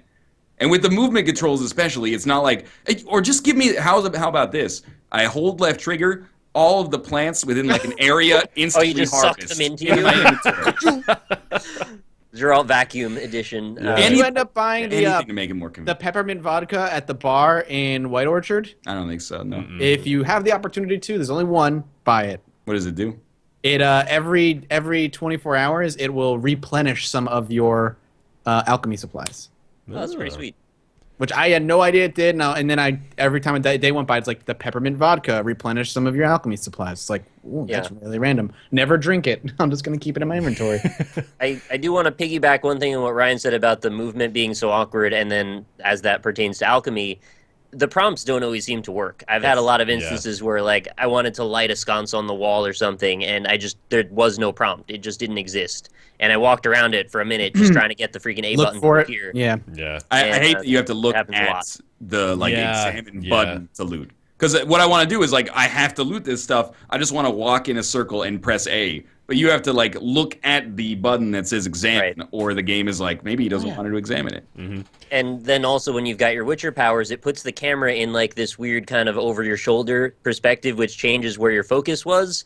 And if you're trying to loot a bunch of stuff, which happens constantly, when you've got like a field of bodies and you don't know which ones you've already looted, now it's going to keep moving your camera up and down, and then you can't focus on where you need to click. That was going to be my final complaint, is a little bit me specific in that gives me like incredible motion sickness. The way it makes everything all hazy and wavy, and when you like turn, everything blurs as it goes. It wouldn't be that bad, except I think I'm doing like, I'll stack up like 2 story quests and do those for like 2 hours and then do a bunch of side quests. So for 2 hours, like every story quest that I've done so far is like use your Witcher sense to blah, blah, blah. Witcher sense. So I'll spend like 30% of my time in the Witcher sense, and I actually feel sick to my stomach after a while. But it's still an amazing game. There's some unevenness to We it, but it's should- still super rich. We should also mention, going kind of back to the PC Master Race thing, there are some crashing issues with, Yeah, I've I had think- it crash every time I played it. yeah. I've so- been lucky. I have not had a crash. That's yet. actually been when I tell myself it's time to stop playing is when the game crashes. So it's Like, it might just be a built-in feature of trying not to allow people to play the game too much, but Nintendo. And quick save. Quick Yeah. save often. Quick save often. Oh, if you're God, playing on yeah. hard difficulty. Yeah. F5 to win. just Yep. don't play on hard, because why would you? Why Because punish you feel yourself? even more like a Witcher, man. You're like about to fight this big monster, and you know you can't win unless you have the right potions and the right spells at the ready. That's Do you guys feel like the sword play is really stiff? No, I think it's all right. I think it's fine, but I'm also coming from a place where Witcher 2 combat was awful. The combat looks fluid-ish, but compared to something like Shadow of Mordor, Oh, it's not. it's yeah, not yeah. actiony. It's kind of in that like in between like math and Right. Well, he almost looks like a ninja sometimes too, which is kind of by design, I would imagine. Is It feels- It's like dial-a-combo in Mortal Kombat a little bit, like just XXX, and then he goes Yeah. cut. yeah. I think on PC you might be able to do this, but I also wish you could just map signs to the keyboard. Oh, 'cause yeah. going into the menu, which slows down time all the time, Right. it's annoying unless you just want to spam probably like Quen over and over for high defense. Like I resent a little bit every 10 seconds having to switch signs, but I know that's a me thing because Mathis was talking about Pillars of Eternity like a month and a half ago, and he's like he likes that didn't pausing bother the me game at every all. 5 seconds and then being like, okay, I'm going to switch this and yet. And at least here it's only one person, so You're not I dealing with can a party handle of it. 6. Yeah. Right. I feel like in the harder difficulties, they shouldn't slow time when you're trying to change your signs. It should add to the difficulty of it. I really just wish I could map two signs. If I could map like Quen to one button and then like my mind, whatever sign is next leveled. Like Yeah. so the defensive on one and then have like mind control on the other one for me would be perfect. I find myself very rarely using anything but Gwen, which is the shield for your Yeah, body. Oh, really? Like it's just You gotta You use the upgrade pyro the. one? yeah, not really. No. You gotta upgrade the mind control one because the upgrade not only does it make it better in combat, but it makes the dialogue The version interactions, of it stronger. yeah. I've That's what done it's that, meant but I haven't had an issue where I think it helped me yet. If it did, it didn't tell me. But I use it because I've upgraded it. Anytime it gives me the option of mind control, he's like, "Oh, there's no witch in this town." You're just like, "Oh, oh actually, there. She lives right over there." Thanks, buddy. Yeah. It's fun. It's Witcher a great 3. game. I think we all fucking love it. so. Yeah, we do. We really do. I'm excited to play more. Yeah. $60, classic price, classic game, classic life. Yo, Gwent is really good. I'm not Gwent gonna harp is on good. it. Gwent is really fun. I haven't I played like it. that card I'd game. rather look in the forest for flowers. It's a game that appeals. I'd rather look in the forest for Gwent cards, man. That's what I'm gonna spending find. like literally every Maybe time out I there. go to a merchant, I'm like, I don't care about your bread or your chicken legs. Just give me the Gwent cards. I don't care about the things that subsist Yeah. my life. I can just meditate. Yeah. I love that shit that you keep like that shit. beat a boss and then you just meditate for 12 hours in place. I'm always Certainly like, there's nothing else dangerous around here. what is like my companion is standing next to me for like 12 hours where Geralt's just like sitting there. It's so good. Kind of spaced out, looking into the sky. Or like doing it in the center of like a hostile town. Like you go into like a castle you're not supposed to be in and just meditate on the staircase. It's so That good. actually, People that's walking actually a by little you. bit of inconsistency. I went and got somebody pissed at me in a castle town, and then I went and triggered a cutscene, and when I came out of it, everybody was cool again. So I don't know what's up with that, but Oh, maybe I you're used my gonna be a mind witcher? powers on them. It's not Witcher. like it doesn't seem quite as open-ended as like a Fallout or a Skyrim where you can actually just like murder murder an NPC and be like, oh well, that's No. how I'm role playing. I angered the Nilfgaards once, and they one-shot me. Oh yeah, They Jesus. were like dead. I was looting the crates in the Nilfgaard fortress. I was like, they oh, literally fuck. have a pop-up that is like the I- guards do are that. watching you. Yeah. yeah, Yeah, and but I was you're like, trying to loot flowers, though. Sometimes you accidentally grab a barrel by accident. And then it's like- It happened to me. I don't think everyone has that problem, actually. Just me. I was an obsessed herbalist in WoW, I'm telling you. No, I share it with you, man. I want to go back to that because I want to make a sort of pseudo-realism argument with you. There's not going to Doesn't be matter. all It's the a video game. No, come on, all the resources you need. If you want to craft a potion, you got to go through the effort. You got to get out there and you got to find what you need. You got to need learn that- about the flora Geralt- and the fauna. You Okay, need to yourself. scale a If we're talking about shoreline for realism, drowner brains. If we're talking about realism, why doesn't Geralt just take the seeds from all the plants, go back to his fortress, make a farm, and then he could teleport back because he can fast travel, because this is not a realistic argument, I guess. He can fast travel back and pick up a stack every time he goes back. Why doesn't he just buy potions teleport too, actually? I would buy property in that game and start growing things. I think this is, as of right now, I loved Inquisition. I think this is better than Inquisition. One thing I would like to see integrated, and maybe they have it later on, because this didn't show up until like a third of the way through Inquisition anyway, is that kind of like, there's almost like a politics system, but you have a war council, and you could send people in your war council out to do shit that you didn't want to do, and then in real time, it would take time for that to go by. So you would be like, I hate looting plants in that game. So I would do like these, I don't know what they were called, but like herbalist missions basically, where it would be like, hey, you go like harvest as many plants as you can and then return to me in 8 hours. And then they'd come back and be like, I finished, my lord. And I'm like, oh, fuck. Yeah, you want the Witcher Brotherhood where you add to your ranks and build up a guild. Pretty much. I'm okay with just being a character. I like that. I'm not trying to say I prefer that system, but it's if I can offload gameplay that I don't enjoy but I still need the benefits from it, then I would like to do that. But you should just not play the game. You should just hire someone to play the game for you. Really. I really like the game, but I don't like picking the plants. Fair it's enough. The fall damage, though. That's huge for me. I really. I also feel like the crafting is very complicated, but I have that complaint about every RPG that I play. That's true. So it comes in a little fast and furious, doesn't it? The crafting comes in a little fast and furious when you start. It's like, oh, it's just started the game. Oh, here's 100 crafting. Yeah, there's a lot of things. I'm like 6 hours in and I haven't crafted anything, because whenever I go, I look at it, I'm like, okay, to craft this, I need like these secondary ingredients, but I don't have 2 of them to craft the secondary ingredients. And like you said, they're all pictures, so I gotta be like, okay, red spool of thread, and then go through the inventory and then, okay, red spool of thread. Here we go. Like, I don't get it, but it's a good game though. It is good. Good game. Yeah, we're nitpicking. We all like it. We are. It's great. We're finding very trivial things to. The most important thing about the game is spectacular. Yeah. You know, the combat mechanics are good. The story is fantastic. Dialogue's amazing. Looks great. The quests are fucking phenomenal. Yes. The quests are all meaningful. Probably far. Some of the best questing I've ever done in an RPG. It's extraordinary. Because you like the character in part. I think that's really the platform that makes this exciting. I'm easily invested in the story of Geralt. Like, that may be enough to make Fantasy Batman. Yeah. He is. Fantasy Batman bounty hunter who kills people. Yep. And Fantasy like, Batman. Available for $60. By talking about it is illustrating that you don't really need to have a foundation in The Witcher. Like, I played like 80% of The Witcher 2 and had to read a recap, and I was like, I don't remember any of this shit at all. And I was still, as soon as I got into The Witcher 3, I was like, all right, I'm still into this. Is there a part, okay, this is actually maybe a spoiler warning, so tune out for a second.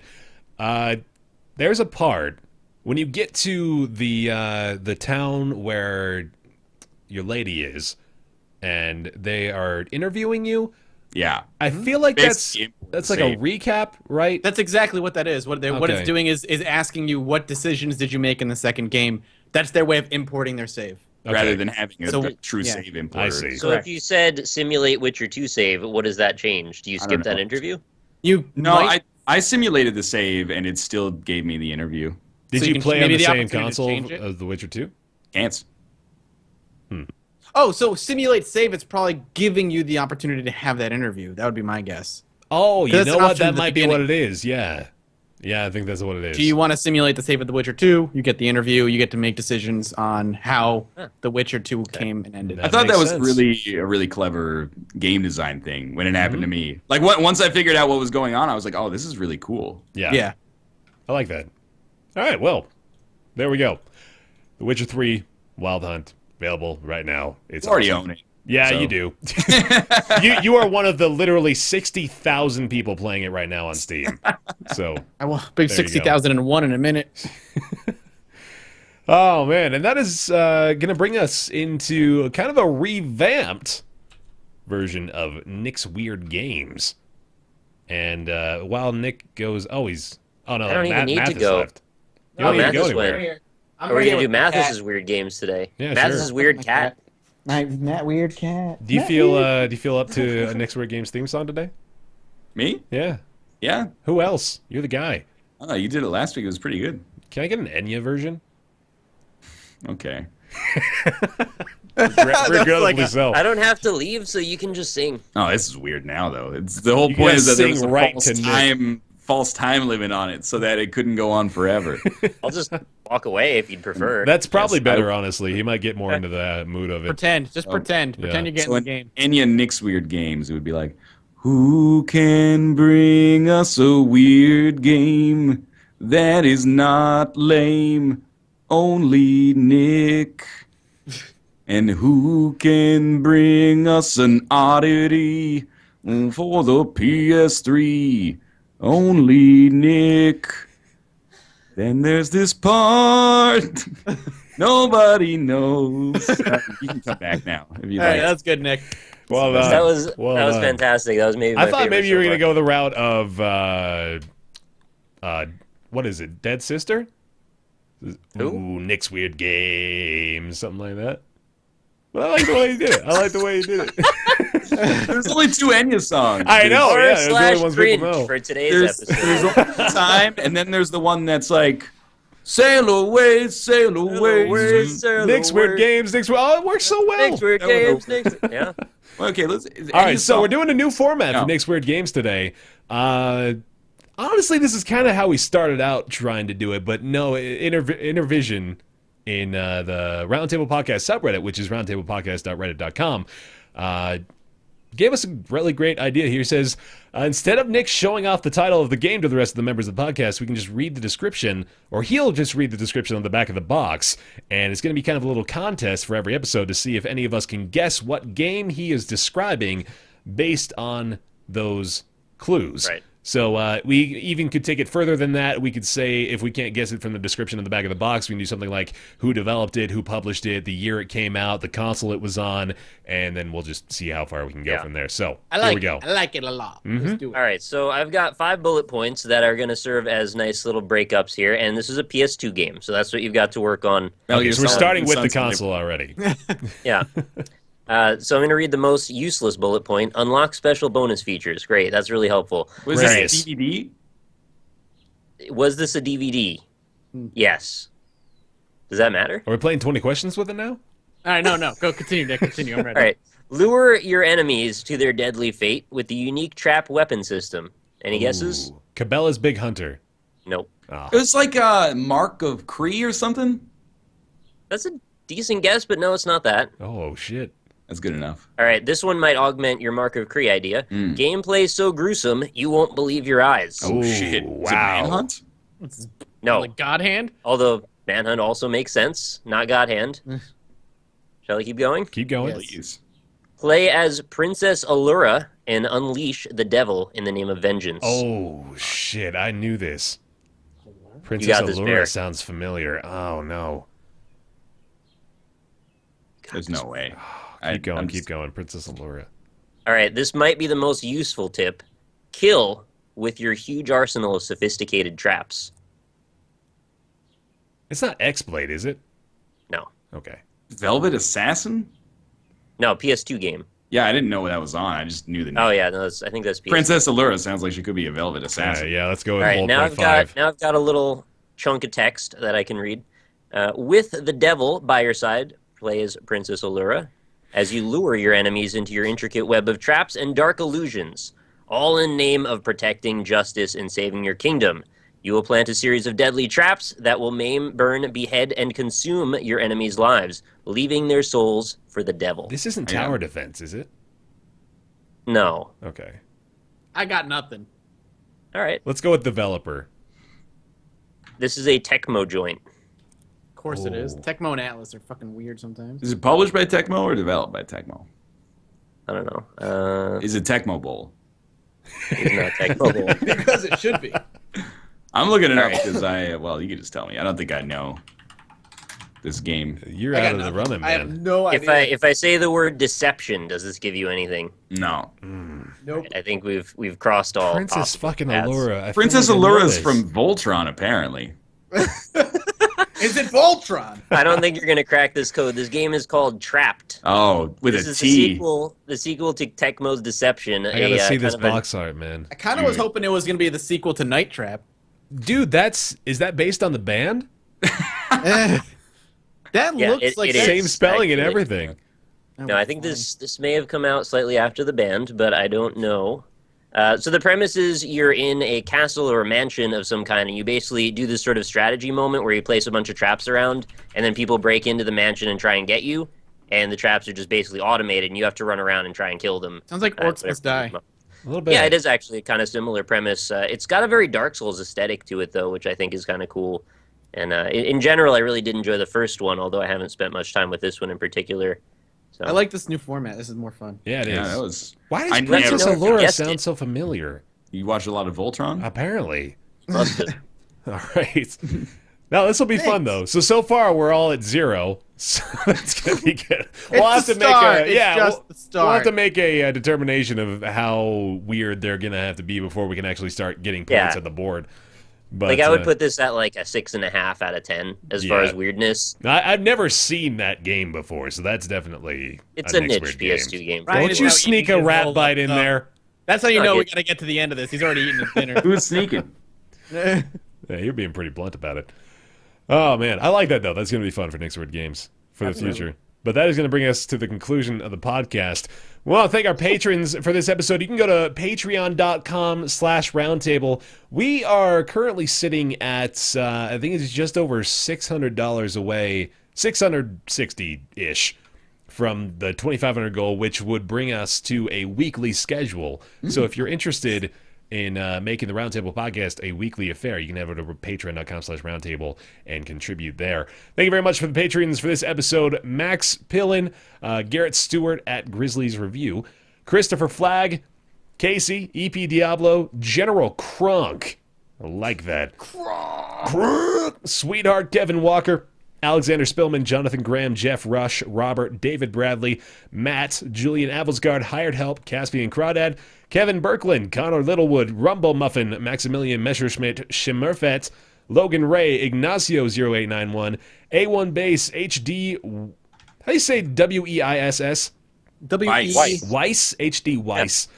David Teraoka, The Deacon, Mr. Scribe Monkey, Christopher Kuo, Will Vanderkooy, Modest Ponin, Hunter DeLacy, Brandon Bennett, Rhiannon, OIC Mudkips, Simon Iriata, Demius, Gibonis, Christopher Farmer, Garju, Batman9502, Kaj, Starcopper, Eroticals, Vandervet, Grace Card, Peter R., Michael Gilbert, Unix388, Sebastian Iorga, John Morrison, Michael Gray, Justin Positron, Brizzlebrib, Saint City Riot, Scott Cullen, Muskiff DP, Jesse Warburton, Chris Har, Jonathan Bloodworth, Deadly Place, Hiro Alato, ZHXB.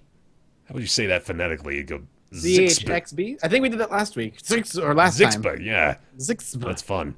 Yackers, Jonathan Collins, Levi Robertson, Pile of Bunnies, Solon Carter, Dragonslayer Doppelganger, J. Kyle Pittman, Fred Durst, Michael Schwader, Andreas Dimebacher, Doylem, Suicide Prinny, Z-Mod, Wolves at My Door, Tobias Dushpol, Eric Heinrichs, Dylan Kaj, Tobias Klaus, D's Nuts, with a little weird face. What is even that face? It's a creepy face. Chris Remical, Crimbo, Andrew James Smith, Chris Bunch, Graham Allerton, Will Bailey, Duck Souls, a woohoo, Kel Perter, Sam B, Christmas 95, Titan, Luke Chen, JH, Paul, Nathan Wood, Rusty Hole, Chris Davies, Konstantinos Chelidonis, Jose Estrada, Benjamin Mickelson, Jordan Yarandipour, Sebastian Morin Barsalu, Cooper Winons, Marvin Pitch, The Awakak, Julian W., Lucas Seidling, Dudok22, Jack McAteer, Jack Akar, excuse me, I'm trying to read these, Doug Rivette, Hammerstitz, Tom Reese, and Big D Dockin' Dude. You know when I have to swallow in the middle of it that this list is getting ridiculous? Thank you guys so much for your support on patreon.com/roundtable. Subscribe to us on iTunes, rate the show 5 stars, review it if you want to, but it doesn't really make a huge difference. Roundtable subreddit, you can also go to Twitter, follow us at RoundtablePC, and that, I think, twitch.tv/Roundtable Podcast. We'll be live on twitch.tv/Roundtable Podcast. We don't know, actually. It's going to be an interesting one. Normally it would have been June 2nd, but I think we're going to have to figure something out. A lot of us are traveling. Yeah. That's a cool. I like it. That's where you open the, Yeah. Cool. Thanks, guys. Thanks for watching, everybody. We'll notify you when the next stream is going to be on Twitch. over on twitter.com/roundtablepc, so you can get updates from there if you're interested. Or you can just follow the Twitch channel and be notified when it goes live that way. But thank you very much for listening and or watching, and we'll see you in the next one. Later. Thanks, guys. Later. Bye.